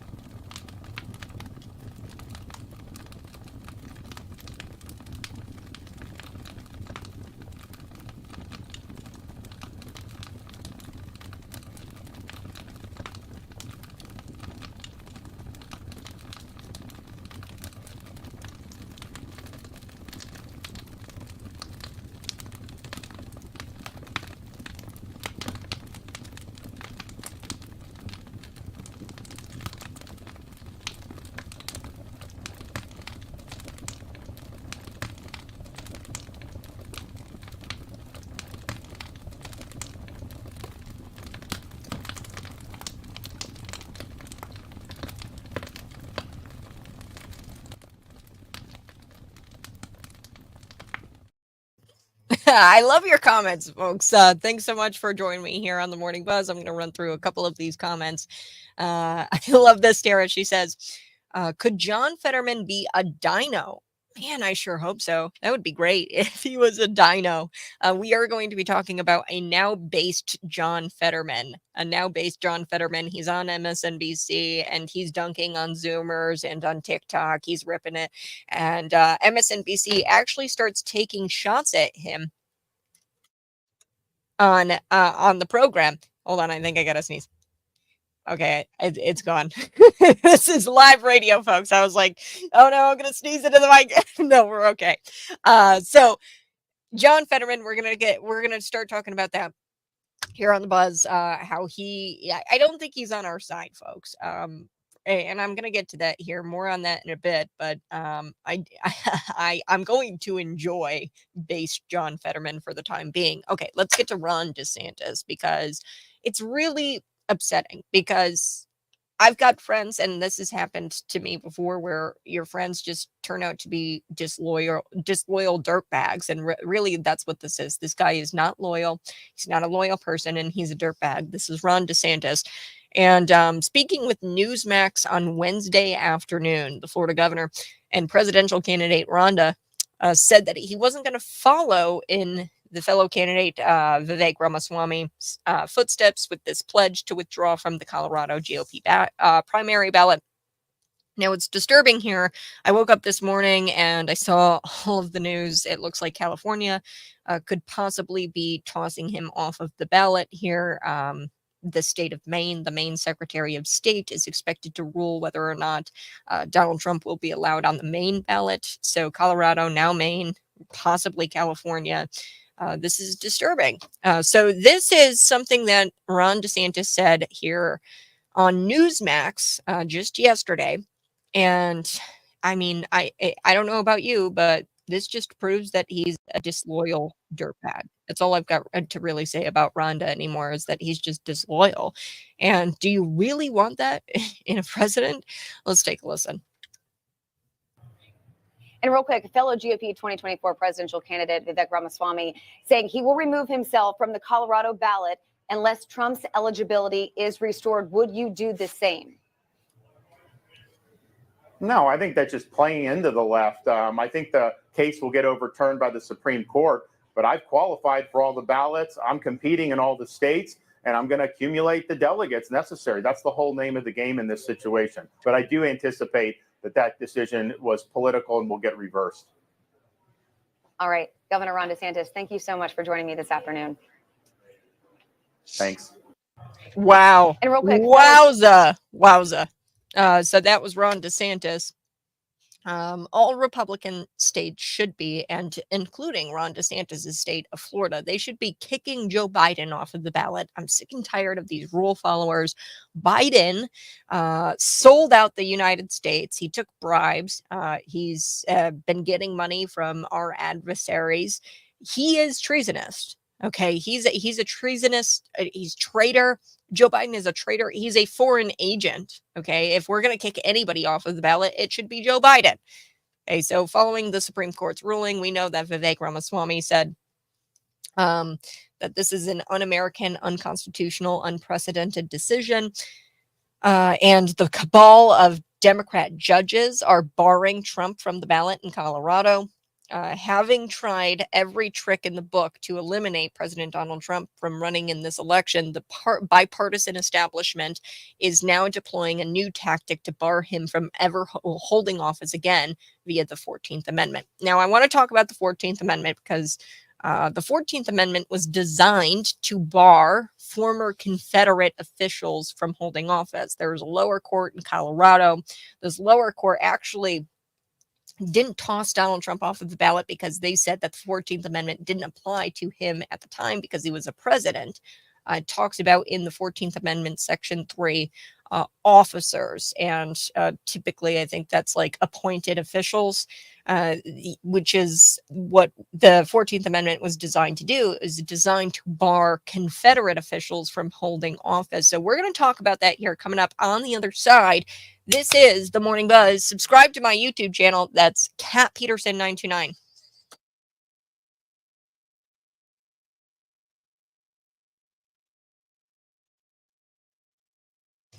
Good morning. Thanks so much for tuning in. I so do appreciate it. We are going to be chatting a little bit about Ron DeSantis and what he had to say. He's a disloyal dirtbag, and it sucks because, frankly, Ron DeSantis wouldn't be where he's at today without Donald Trump. And um, him not saying, hey, I'm going to pledge to withdraw my name from the ballot and standing in solidarity with Vivek Ramaswamy. It shows everything you really need to know about Ron DeSantis.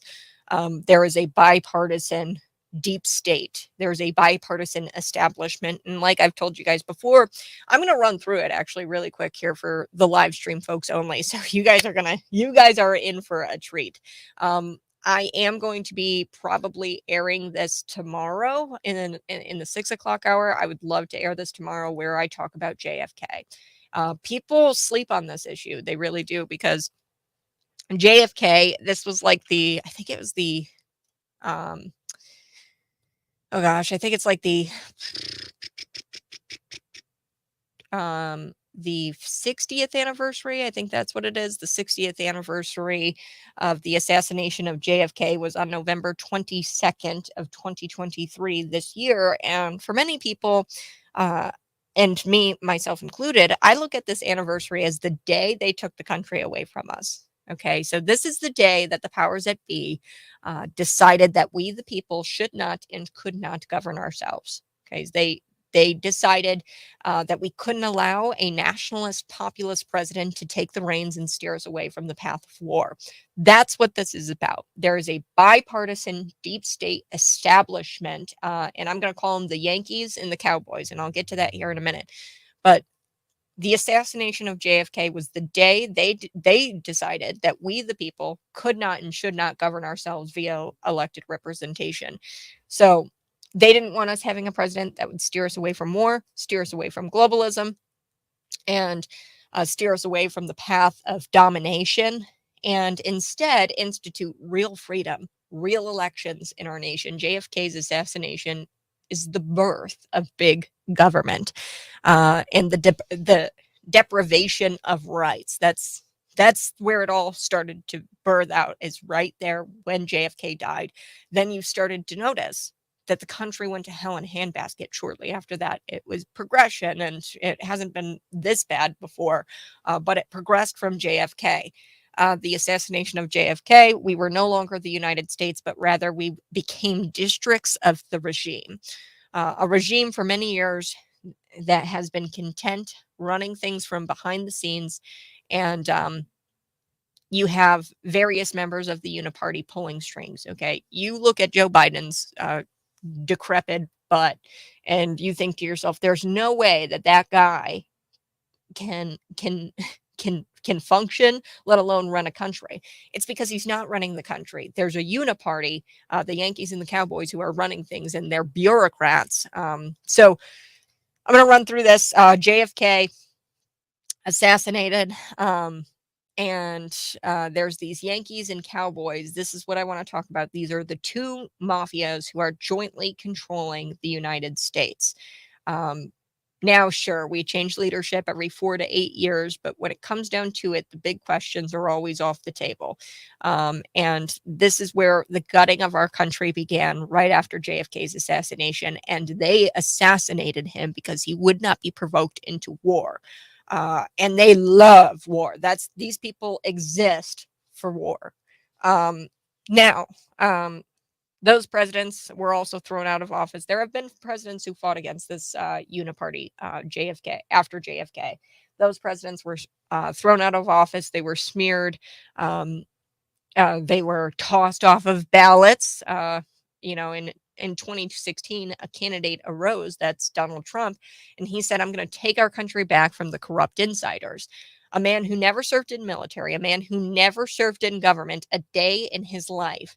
Now, this is the first time in U.S. history where we would have a president that didn't do any of that. And they fought this guy every step of the way. They continue to fight this guy. And they thought his victory would be impossible. But then he won, and they spent 4 years trying to overturn and undo the will of the people, because he is a nationalist, populist president who does not thrive off war. He doesn't make money off of war. And, and now we have a chance to set things right. We need to smash the uniparty, duopoly. That's what this is. It's a duopoly. And we need to smash it. And we need to let the people decide the future and the future of the future of themselves and their generations, their descendants. Okay. We need to be able to determine our own future through our elected representation. So, JFK's assassination, it happened. The CIA misled him on a whole lot. I'm going to get into that tomorrow in the 6 a.m. hour. That's crucial.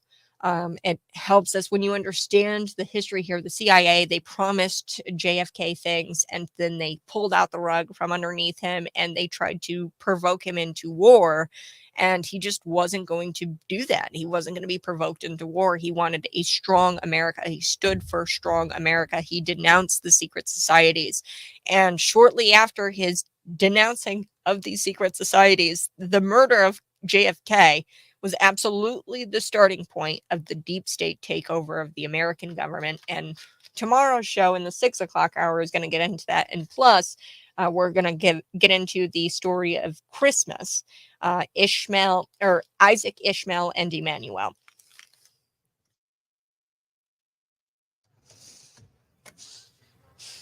So tomorrow, what am I going to be chatting about? Well, I am going to go through the assassination of JFK. Okay. In the 6 o'clock hour tomorrow morning. And I'm telling you this because it's going to be a special show because it's my last show before Christmas break. And then I'm going to be gone for a little bit because I'm headed down south. I'm going to be traveling. I'm also going to go visit my parents for Christmas Day. But I do have a special tomorrow. So 6 a.m. I'm going to be here. I'm going to be doing JFK assassination. Now, it's been 60 years since he's been assassinated. And absolutely, the starting point of the deep state takeover of the American government was the murder of JFK. They killed him.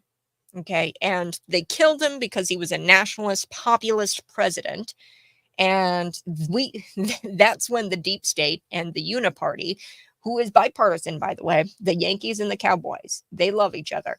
And they are bipartisan in that they want to continue war. They want to continue to get rich off of war. And this was the last time, JFK was the last time the people had the ability to say and to govern ourselves. Okay, we the people could govern ourselves up to a point until JFK happened, and that's when the powers that be decided that the people could not and should not govern ourselves, that we could not govern ourselves, and they didn't allow for another nationalist populist president to take the reins, to continue to steer us away from things like war, to steer us away from things like globalism. That is what they've been doing since JFK's assassination, is installing presidents that are pro-war and pro-globalism because they all get rich off of it. And Donald Trump kind of threw a wrench into things. And here he is, a president, no military experience, no government experience. And he comes in 2016. He's a new candidate, and they just didn't think that victory would be possible with this guy, but it was. He spent those 4 years.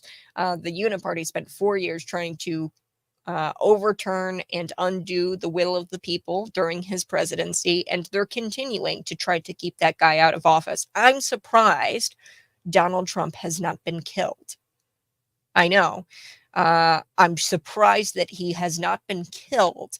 They are doing everything in their, and here's the thing, folks, they are making him out to be, if the left was smart, they would realize they're making him out to be a martyr. Okay. And he's only going to go up in the polls. I don't even think the people of Colorado will show up to vote. The Dems will go show up to vote, but Republicans in that state probably won't even show up to vote for anybody in the primary. I would imagine. Find me on YouTube, Facebook, Twitter, and Rumble. You can smash the like button while you're there and subscribe to my YouTube channel. That is Cat Peterson 929. So tomorrow morning in the 6 a.m. hour, I'm going to be talking about JFK, the assassination, and how that was the day we lost the country. We lost the country to the Uniparty, and we've been fighting the Uniparty ever since. So I'll talk about that in the 6 a.m. hour. 7 and 8 o'clock, I have dedicated that to the story of Abraham, Sarah, and Hagar. This is a family story that helps us understand current events going on in Israel. Isaac and Ishmael, the sons of Abraham. And I'm going to be unpacking that. And then plus Emmanuel, which comes from the tribe of Judah, who is a descendant, really, of Isaac. So we're going to talk about Jesus. We're going to talk about Emmanuel in the 7 and 8 o'clock hour, because this is the day, Christmas, December 25th, where we celebrate the birth of Jesus Christ. So we're going to be talking about that. Isaac, Ishmael, and Emmanuel. That was a series at my church. My pastor is even going to come in at the 8:30 hour, and at 8:30, and he's going to be talking about Emmanuel specifically. But up to that point, I'm going to be doing my best to talk about Isaac, Ishmael, and Emmanuel. Before we took the break, we were talking about Ron DeSantis. Ron DeSantis got out there and he said that he wasn't going to pull his name off of the ballot there in Colorado. Now, I was talking about the 14th Amendment. This is the whole reason why they're saying that Donald Trump shouldn't be on the ballot in Colorado, that he caused some sort of insurrection and he can't serve as the president of the United States. He can't hold office if he committed insurrection. Here's the thing. He was never charged with insurrection. You go to court and you defend yourself. The prosecution has to prove beyond a reasonable doubt that you are, in fact, guilty of this crime that you were charged with. Okay, he was never charged with anything pertaining to insurrection. Jack Smith purposefully left that out in his case. Now he's got a case there. Even Big Fat Fannie Willis, the Fulton County DA, they've got cases against him and have indicted him on charges of conspiracy. There's overturning the 2020 election, that kind of stuff, but none of it pertains to the insurrection. So the 14th Amendment is really interesting because really what it was designed to do was to bar former Confederate officials from holding office. So the former Confederate officials, they are the same people who killed people they disagreed with in the North, and they killed people to take power. Okay, the Confederate officials, they would come up to the North and shoot people in the face because they didn't agree with the issue of slavery. Okay, and should I mention that these Confederate officials were Democrats, by the way? And the 14th Amendment is very clear about officers. So that doesn't pertain to the presidency. And actually, the lower court in Colorado said that they actually did not toss. There was a lower court that heard this. It's a lawsuit. That's what this is. It's a lawsuit. A left-wing Washington, D.C. nonprofit wants Donald Trump thrown off the ballot, and they're suing to get that result where he's tossed off the ballot. Goes to a lower court. The lower court says, well, we can't toss him off of the ballot because the 14th Amendment does not apply to the presidency. Section 3 of the 14th Amendment. And the lower court said it doesn't apply to the presidency, but he did cause an insurrection. The court can't do that. The court can't say, yes, we convict you of insurrection prior to him being charged with insurrection. Nobody charged him with insurrection. There's three branches of government. There's the executive branch, the judicial branch, okay, and the legislative branch. But we're talking about the executive and judicial branch here. If you're charged with a crime, that happens via the executive branch. You go to the police. If I say you committed arson and I suspect you committed arson, say I come home and my house is burned down, then I can, and I suspect my neighbor. Okay, then I can go to the police and file a report and I say my neighbor burned down my house. Okay, there's the accusation. The police then do their duty as the executive branch, and then they go out and they gather evidence for the prosecutor, and then the prosecutor decides if there's enough to go to court, and then they prosecute that crime and charge you with something, and then you, as the charged, so my neighbor in this case, who allegedly committed arson, right? This is a hypothetical, would have to defend himself, and the prosecution has the duty and not the obligation to prove beyond a reasonable doubt that that person did in fact commit arson. That whole thing did not happen. So we skipped that part and we went to the Colorado Supreme Court, the lower court, and they convicted him of insurrection, but he was never charged with it. So this is Banana Republic. And I feel like a lot of people, I've never had to deal with the judicial system, but even Black voters, right? This is the problem with the judicial system. They try to convict you prior to this whole executive branch that has to charge you, okay? They know that there's problems in the judicial branch, and there's an issue with these courts. So, yes, the 14th Amendment, like I said, it was designed for these Confederate officials, so not the presidency, but also these Confederate officials. It's important to note that they probably weren't out there saying, hey, go peacefully and patriotically protest and make your voices heard. This is a quote from Donald Trump on J6. They were actual insurrectionists. They had a new Capitol put in place. They had a new president. They took their rifles. They shot people in the face who didn't agree with them on the issue of slavery. And like I said, those Confederate officials, all Democrats, by the way. And I'm all for states' rights, but this is not a states' rights issue. Now, people are arguing, well, Colorado has the right. Their state, if they don't want their ballot to have Donald Trump on it, then states' rights. Aren't you for state rights? Yes, I'm for state rights, but you idiot, shut up. This is a national office. Okay, this is the president, who is it's a national office. You can't argue states' rights in this case because this is a national office. Yeah, so I don't know, Ron DeSantis, what's wrong with you? Vivek Ramaswamy said it best. He said that these Democrat judges, they're a cabal, and they work together to bar Trump from that ballot in Colorado. And it's getting worse because now California thinks that they're going to toss him off, and now Maine is going to they're thinking that they're going to toss him off. So this is disturbing. This is Banana Republic. I've told you all year long that 2024, the election will not be happening. This is not an election. People, you think that you're going to go in and you're going to vote for people? Okay, sure. It's for optics, because this isn't a true election. If you toss people off of the ballot in an unconstitutional way, in an un-American way, in an unprecedented way, then that's not an election. Okay, there are elections that take place in places like China and North Korea. Here's what happens when you go and you vote in North Korea and China. Vote. I say that with air quotes. You walk in and there's one name on the ballot. There's one. Here's what's going to happen. They toss Donald Trump off of the ballot.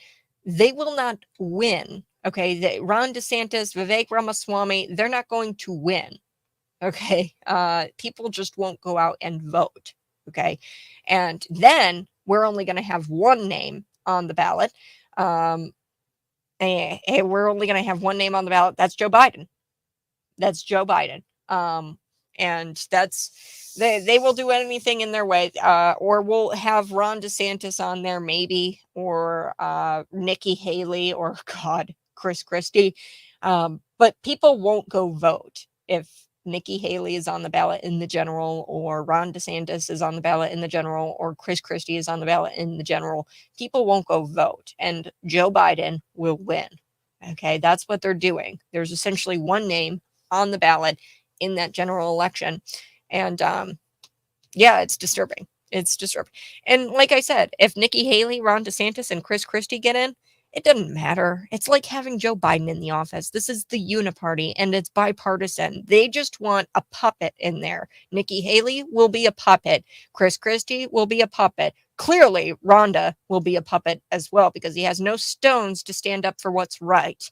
What's right is what Vivek Ramaswamy is doing, and he's pulling himself off of those ballots where they are unjustly barring Donald Trump from the ballot in these states.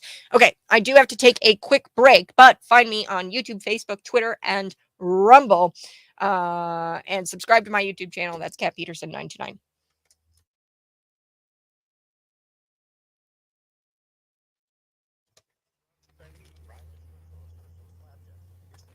Good morning. Hey, thanks so much for tuning in. I so do appreciate it. Here we go. Ron DeSantis is the best chance we've got of getting the country back. No, Judge Pender. It doesn't specify that you have to be charged with insurrection. Oh, no. Insurrection is a crime. Okay, so in order to say somebody caused an insurrection, you have to charge them with that crime. Insurrection, the definition of it is a crime. Hold on, I can type up look up the definition of the insurrection. That's a crime. So in order for me to say that, so like murder, okay, it's kind of let's just replace it with insurrection with murder, okay. Murder is a crime. Insurrection is a crime. Okay, so there's definitions for insurrection. And if you were to replace the Section 3 of the 14th Amendment with the word murder instead of insurrection, you would have to prove that that person did, in fact, commit murder. Okay. Real question. Does Vivek or any other Republican leaving the ballot hurt the left? But you're not understanding. It's not a matter of left and right. It's not a matter of that. This is the uniparty going after the people. Get out of your head with the whole Republican versus leftists. We're done. We're past that. It's Yankees and Cowboys, and they are a bipartisan uniparty, and it doesn't matter. Ron DeSantis is the same thing as Joe Biden. Joe Biden isn't doing anything. He's a decrepit old man. He's not doing anything to run the presidency. Ron DeSantis wouldn't do anything to run the presidency. Donald Trump ran the country, and they continued to fight against him for 4 years to overturn that election. And look at what they did to JFK. JFK ran things, and he said, you know what? No, we're not going to go into war. I'm not going to be provoked into war. The CIA kept lying to him and making him make decisions that would ultimately lead him into war with Russia. But he said, I'm not doing that. Then they killed him. Okay, so we have to get out of our heads that this is right, left. No. This is the establishment versus the rest of us. And Nikki Haley, Chris Christie, even Vivek Ramaswamy. Maybe Vivek Ramaswamy, we don't know a whole lot about him. Maybe he would be a nationalist populist president who doesn't want us to go into war. But they want somebody in there who will continue to feed the beast of war. To feed this beast of war because they get rich. The Cowboys, this is big Texas oil. This is the military industrial complex. This is why Nikki Haley sits on the board for Boeing. Okay. She gets money because we're at war. Okay. Do you want to see more people die? Do you want to see more people die and these people get rich off of the deaths of Americans across the sea and over in foreign lands? Okay, then go ahead, vote for Ron. Vote for Nikki, vote for Christie, then fine. If you have no issue with that, no moral issue, then go ahead, keep voting that way. That's fine. But here's the thing. We need a nationalist populist president who says, no, we aren't going to sell out to the globalist. We aren't going to, because that's the other side of this. The Cowboys, like I said, military industrial complex, big oil, those guys. Then you look over at the Yankees. That's finance. That's the big banks. That's globalism right there. It's Yankees and Cowboys. We don't have left and right. We don't have Republican, Democrat. This is uniparty versus the rest of us. And if you aren't awake to that, I'm sorry. I don't know what to tell you. This cutesy time is over. Cutesy time is over. The Bay of Pig, JFK, they killed him. Okay, the last nationalist populist president we ever had. And I know we're going to talk about it tomorrow morning, folks, 6 a.m. to 9 a.m. You guys can always see me there on YouTube, but tomorrow in the 6 a.m. hour, I'm going to talk about how 60 years ago on November 22nd of this year, we recognized the anniversary where JFK was assassinated, and that's the day we lost control of our country. Lyndon Baines Johnson, he was very instrumental in the assassination, but also the CIA. They worked together. The CIA promised JFK men storming the beach. They promised that men storming the beach would have air cover, okay, for the Bay of Pigs. And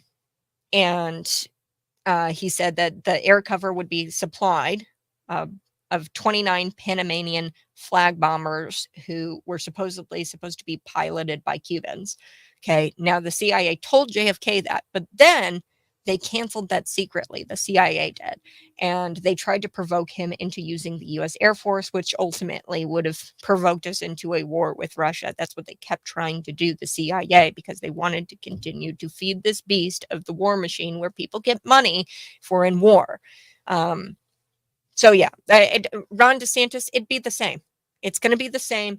Nikki Haley, it's going to be the same as if Joe Biden were there. Maybe a little bit different, but not really. We're still going to have wars. We're still going to have these people getting rich at the top. And you and I are going to continue to be sold out to globalists, to Japan. Look at U.S. Steel. It was just bought yesterday by Japan, by this Japan Steel Company.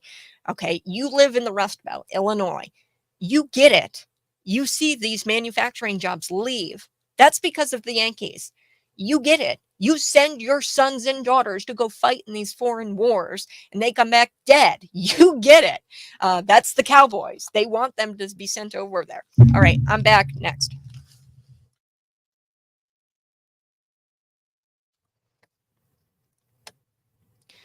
Good morning. Hey, this is the Morning Buzz, Cities 92.9. You can always text in, be a part of the show. Find me on YouTube, Facebook, Twitter, and Rumble. We need a strong president with a spine. We need a president with a spine. I am going to address this. Josh Bender, love him to death. No, this is an interesting comment. Ron DeSantis is the best chance we've got at getting the country back. I disagree with that full-heartedly. And here's why. It's no longer right and left. It's no longer Republican versus Democrat. This is the establishment versus the rest of us. Okay, it started with JFK's assassination. They wanted to take our ability to elect people to represent us. They wanted to take away our ability to govern ourselves. And they did it with JFK because they assassinated the guy because he wouldn't be provoked into war. He didn't want war. He was for a strong America, and we've got a uniparty, and they are bipartisan. Those are the Yankees and the Cowboys. The Cowboys are big Texas oil and the military-industrial complex. That's Nikki Haley. Okay, and then we've got the Yankees, the Clintons, big banks, finance, globalists, people who sell this country out and sell our U.S. steel companies to people like Japan, and all of our manufacturing is gone. You live in the Rust Belt, you get it. You see these factories shutting down. You understand what point of the movie you're in. Okay, this is the establishment versus we, the people. And Donald Trump, he's not even really a Republican, folks. He's not even really conservative, to be honest with you. He's a nationalist populist president who's running as a Republican, and he just doesn't want war. Okay, like that's what all this really comes down to. The uniparty wants war because they continue to get rich when there's war. The military-industrial complex, Nikki Haley sitting on the board for Boeing. Okay, she gets rich when we're at war. They all get rich when we're at war. They want us in war. JFK didn't want us in war. They killed him.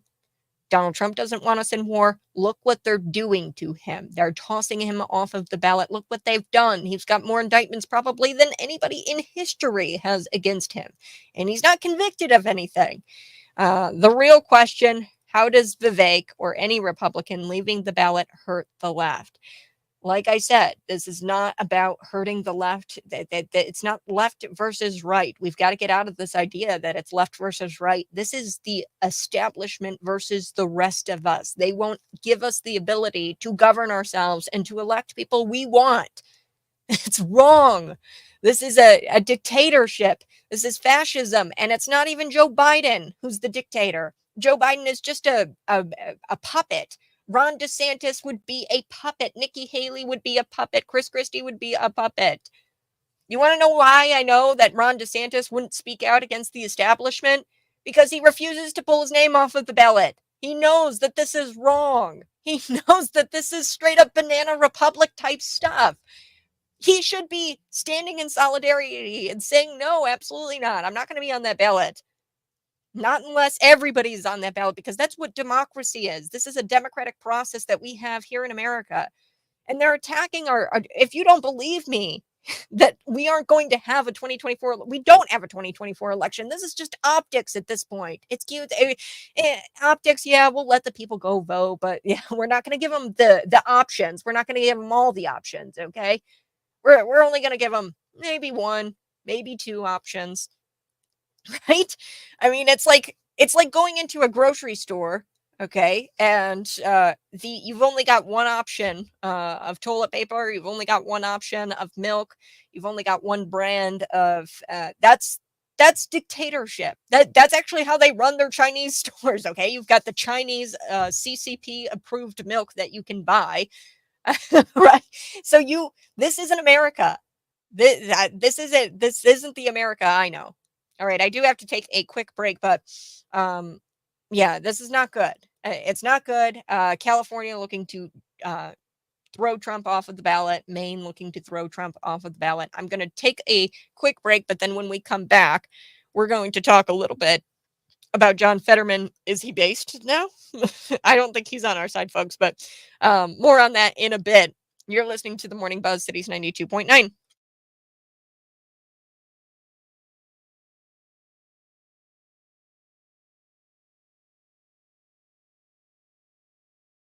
Good morning. Hey, thanks so much for tuning in. I so do appreciate it. Go ahead, smash the like button. I so do appreciate you tuning in.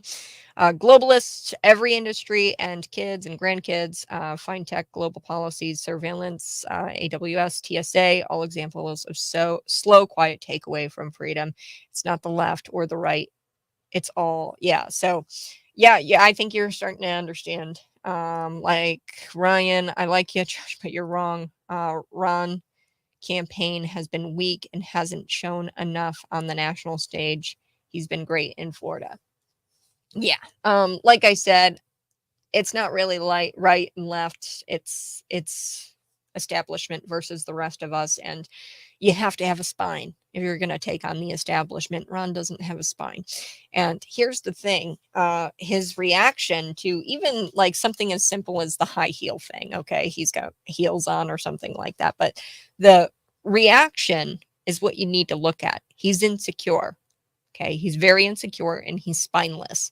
And when you're taking on the establishment, that's not the characteristics of a good leader. And he will be walked on. He will be walked all over if he becomes president, or he won't. That's the thing. It's like, it upsets me so much because Ron DeSantis, if he's on the ballot with Joe Biden, and the only way that happens is if Donald Trump is taken off of the ballot statewide, nationwide, in every other state, in any state, all these states. And he literally can't, even with California, though, and Colorado, these are states that he wasn't going to win anyway. But if they start doing it in states like Wisconsin, if they start doing it in states, these key states, then he might not have a chance. Okay. He might not get enough votes, enough delegates to win that primary. And that's a reality. If they now, I don't think the Supreme Court, God, I hope not, the Supreme Court upholds this unconstitutional crap that's going on in Colorado.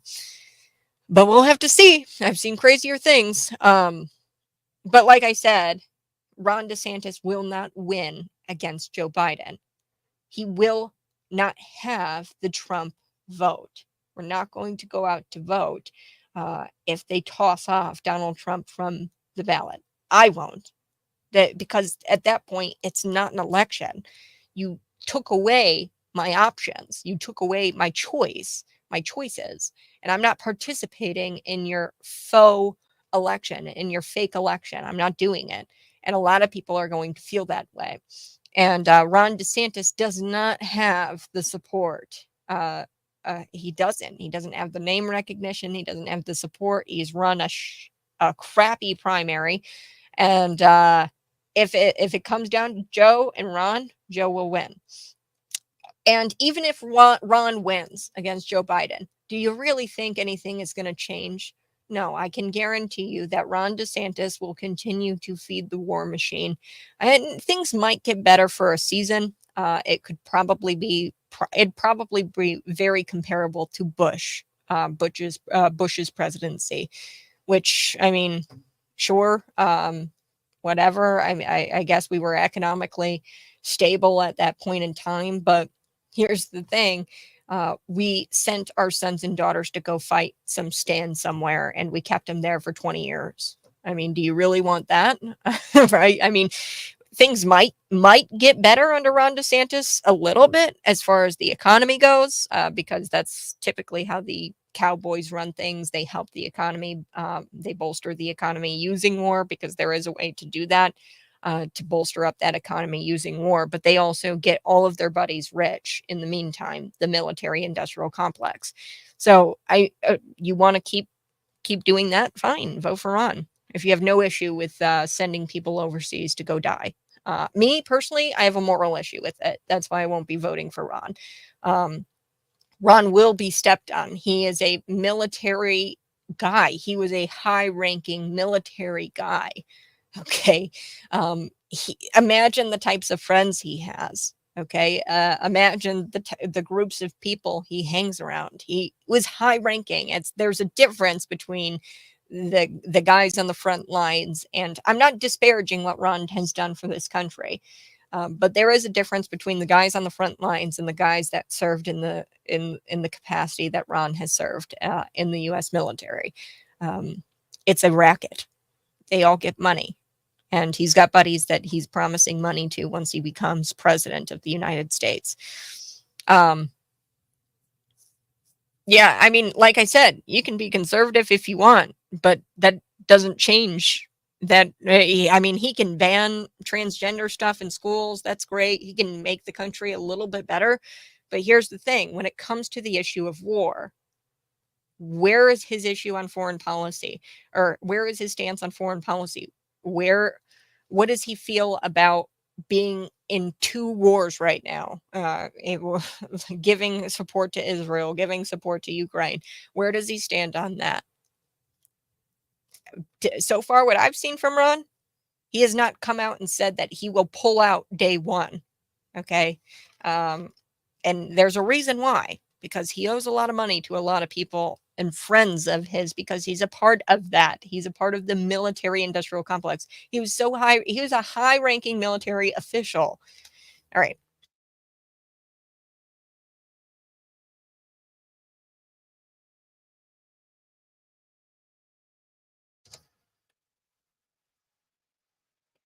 Good morning. Hey, this is the Morning Buzz, Cities 92.9. You can always text in and be a part of the show. I so do appreciate you tuning in each and every day. Now, one thing that I want to talk about is John Fetterman here. So John Fetterman, is he based? I don't know. All of a sudden, he's kind of turned into like a conservative. Now, I don't think he's on our side, and more on that in a bit. But I've been talking smack about John Fetterman for the past year and a half, and lately John Fetterman has been a delight to talk about. So now he's going after TikTok. So a couple of days ago, I talked about John Fetterman, and this was an incredible story, and it's probably one of the most important ones of 2023. U.S. Steel was bought by a Japanese company. And it's a story as old as time. The Rust Belt, this is in Pennsylvania, the Midwest. We in Illinois were a part of this Rust Belt where we were powerhouses when it came to manufacturing. And steel is so important to our national security. It's in our cars, buildings, bridges, all of it. Steel is so important, and it's important for war if we ever have to go to war. Steel is very, very, very important. And John Fetterman, he said, this is wrong. They came in, they bidded way too high. There wasn't really bidding going on. They bought the company for like $14.9 billion. That was 2 times higher than the next highest offer for U.S. Steel to be bought. And John Fetterman said that this is wrong. We shouldn't be selling out American companies. So I talked about John Fetterman, I think yesterday, when it came to that. And then a few weeks ago, when it came to George Santos and them kicking George Santos out of Congress, he said, we should be kicking out out of the Senate. We should be kicking out my colleague, my Democrat senator colleague, who was there taking bribes literally in gold bars. Like, people would give him gold bars and bribe him to do things in the Senate. So he called out his Democrat colleague for taking bribes and for acting nefariously in the Senate. And he said that guy did so much worse than George Santos could ever do, which I was like, yeah, go John Fetterman. So this is him on MSNBC, and I'm going to share it with y'all. Here we go. Let's take a listen. In the Democratic Party, particularly among young voters when it comes to Israel's war against Hamas. 72% of young voters, according to this new poll, disapprove of how President Biden is handling the Israel-Hamas war. You've been very vocal in your full support for Israel. I see the Israeli flag behind you in your office there. You've been very clearly arguing that Hamas bears responsibility for the tragedy of what's going on in Gaza. Why do you think so many younger people, especially in your party, see it differently? I really don't know. I do know that a lot of people are getting their perspective from TikTok. And I think if you're kind of getting your perspective on the world on TikTok, it's going to tend to be kind of warped or not reflective of the history and actually the way things absolutely are. And what is very clear is that Hamas started this, and they actually broke the ceasefire, and they attacked and murdered babies, children, women, attacked a music concert and everything. It's outrageous. And from now on, it's been very clear that Israel would very much want there to be peace. But they've made it very clear that after October 7th, that's just not possible so long as Hamas is allowed to exist. On immigration, which is a big issue going on in the Senate right now, you recently said, quote, I hope Democrats can understand that it isn't xenophobic to be concerned about the border, unquote. Wow. There you have it. There's John Fetterman, sounding based. That's John Fetterman. So he was there talking about TikTok. That's the Democrats' favorite app. They love TikTok. And Senator John Fetterman blames TikTok for why so many young people have turned out to be pro-Hamas anti-Semites. He said a lot of young people are getting their perspective from TikTok. If you get your perspective on the world from TikTok, your views are going to be warped because it's Chinese, right? It's a Chinese communist TikTok. But Fetterman, he even tweeted this out. He goes, I'm not progressive. I'm just a regular Democrat. So this begs an interesting question. Has being progressive become so toxic in Pennsylvania that Fetterman is now making the changes full 3 years before he's up for re-election? I think he's kind of making these changes because he realizes that being progressive is so toxic and people hate progressive ideas and progressivism and wokeism. All of it turns to crap. It winds up eventually coming back to bite you in the butt. And Fetterman, a full 3 years before he's up for re-election, I think he's laying the groundwork here. That or maybe his stroke made him smarter. I don't know. Discuss among yourselves. I got to take a quick break, but we're back in just a little bit. Go ahead, find me on YouTube, Facebook, Twitter, and Rumble.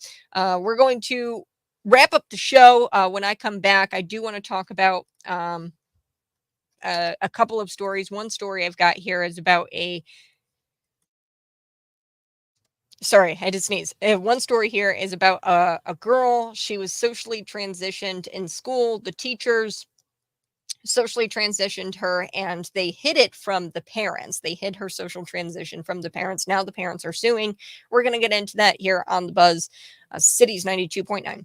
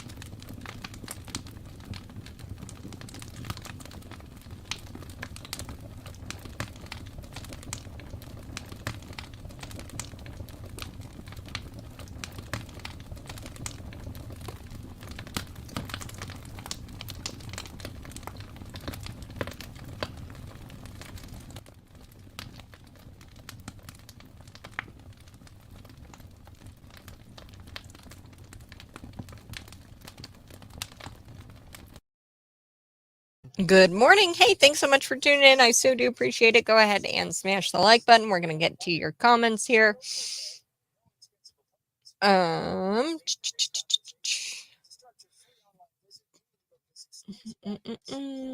yes, smash the uniparty. And then we've got, he was going to get rid of the CIA, also get rid of the Federal Reserve and keep us out of Vietnam, among several other things. Yes. So the Vietnam War started under JFK. Like RT said here, he said, he actually tried to keep us out of Vietnam, among several other things. He was a good president, and he was a nationalist populist president, which is key here. We're going to be chatting a bit about the school district in Michigan. This is important because they are now suing, the parents are, because the teachers were socially transitioning this autistic child, which is just disturbing. And they hid this from the parents, actually. So now the parents are suing the school district because they socially transitioned their young daughter, and they hid that information from them. So we're talking about that, plus a couple of Illinois stories. That's next.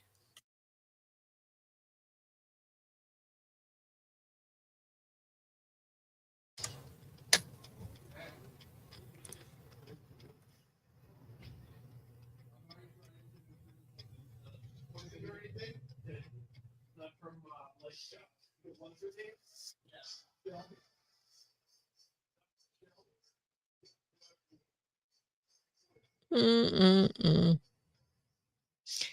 Good morning. This is the Morning Buzz. Thanks so much for tuning in. I so do appreciate it. Go ahead and smash the like button. Find me on YouTube, Facebook, Twitter, and Rumble. You won't believe it. They covered it up, the school district. So if you do something behind somebody's back, that's usually a good sign that you're acting in the other party's. You're not really acting in the other party's best interest if you're doing something behind somebody's back. But then, get this, if you do something behind somebody's back, then you get caught doing that thing, and then you try and cover it up, that's a sign that you're doing something evil. That said, you can decide what motivates you, what motives are here behind this story. Dan and Jennifer Mead, they thought that their kid was going to a great school district, had a great school counselor. This was at Rockford Public School District in Michigan. This is a Michigan school district. But folks, the policy is the same, and I'll get to that here in a second. But the school, uh, the school, the parents learned that the school was using a masculine name and pronouns for their young daughter and hiding that information from them. So Alliance Defending Freedom, they are taking on this case, and they are filing a suit on behalf of the parents against the Michigan school district. And this was filed on Monday on behalf of the mother and the father after district employees began treating the couple's middle school daughter as a boy without their knowledge and without their consent. And they took steps to conceal their actions from the parents. So Dan and Jennifer Mead, they withdrew their daughter from 8th grade at East Rockford Middle School in October of 2022 after the district employees acting in compliance with their policy. It's the same policy that we've got here in Illinois. I had Reagan Deering on earlier in the show. She's running for state rep in the 88th district. She told me that it is law here in the state of Illinois. Now, I didn't know it was law, but I'm not surprised. I did see emails from the Illinois Education Association, and pretty much anything the Illinois Education Association is law because our state is run by these public unions. Don't believe me. I'll get to that story here in a second, but our state is run by the public unions, and what they want goes.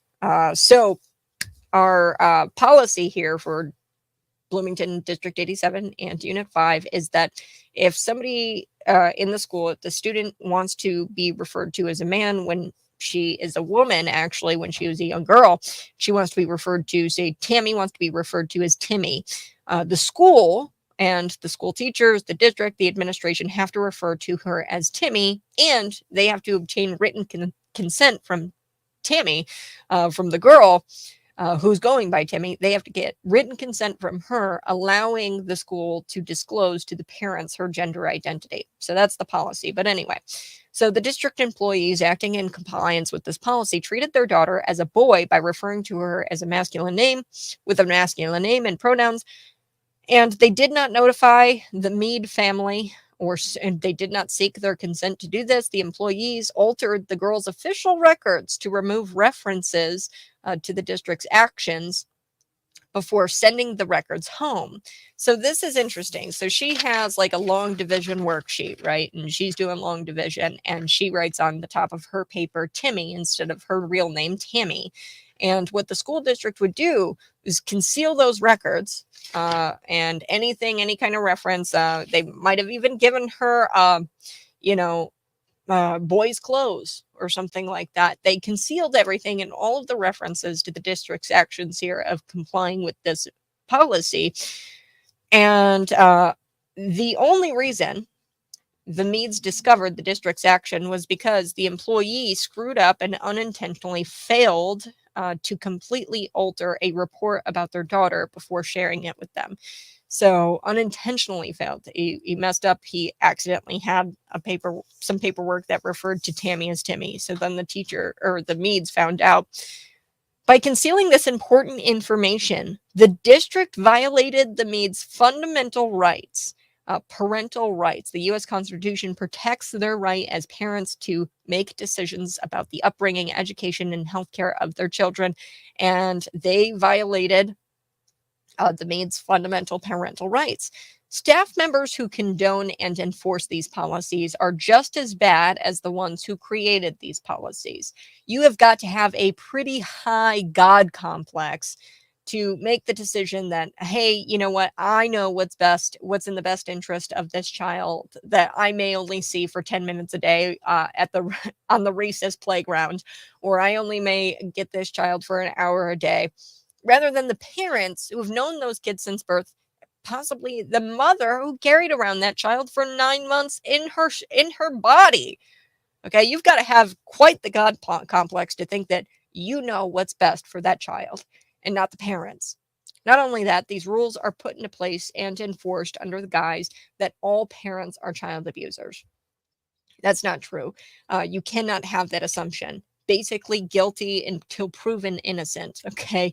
And that's not the way this goes. You can't assume that the parents would abuse their child if you disclose the gender identity of that child to the parent. And look, I mean, this is the most abhorrent thing about this. They use this abhorrent justification. The abhorrent justification for all of this is that progressives will say that there's a risk of suicide here if you don't affirm her at home. And they will say straight face that if parents don't affirm their child, the child will die. That is reprehensible and it should be condemned. But nope, schools are condoning this crap on the daily. All that doesn't even begin to touch the surface of the reality of affirming care, of physically going out and altering a child's body and mutilating it. That's a whole nother can of worms that I'm not going to get into right now. But like I said, this is ridiculous. It's ridiculous that the staff members who deal with thousands of kids each day, they think they know what's best for every single child compared to that child's parents. The administration does not have to live with the consequences of what happens to that child. The parents do. They don't even bother to think about the consequences. It's a one policy and it's an affirmation model for all. And if you dare even question that, you are considered evil in their eyes and you are considered a transphobe. Well, that's going to do it. I've got all kinds of stories for you tomorrow. I'm going to do a special tomorrow. So in the 6 o'clock hour, we're going to be talking about the assassination of JFK, because that is when the deep state took away my ability and your ability to vote for people who we want to vote for. And they took away the ability for us to govern ourselves. That's what happened with the assassination of JFK. That's in the 6 o'clock hour. In the 7 o'clock and the 8 o'clock hour, I'm going to be going over Isaac, Ishmael, and Emmanuel, the story of Abraham and his two sons, and Hagar and Sarah. I'm going to be talking about that because it's and crucial we understand this when we look at current events and what's going on with this war between Israel, Hamas, the Palestinians, and everything like that. So we're gonna be back tomorrow morning, 6 a.m. to 9 a.m. You guys have a great rest of your Thursday. Bye bye. Love you.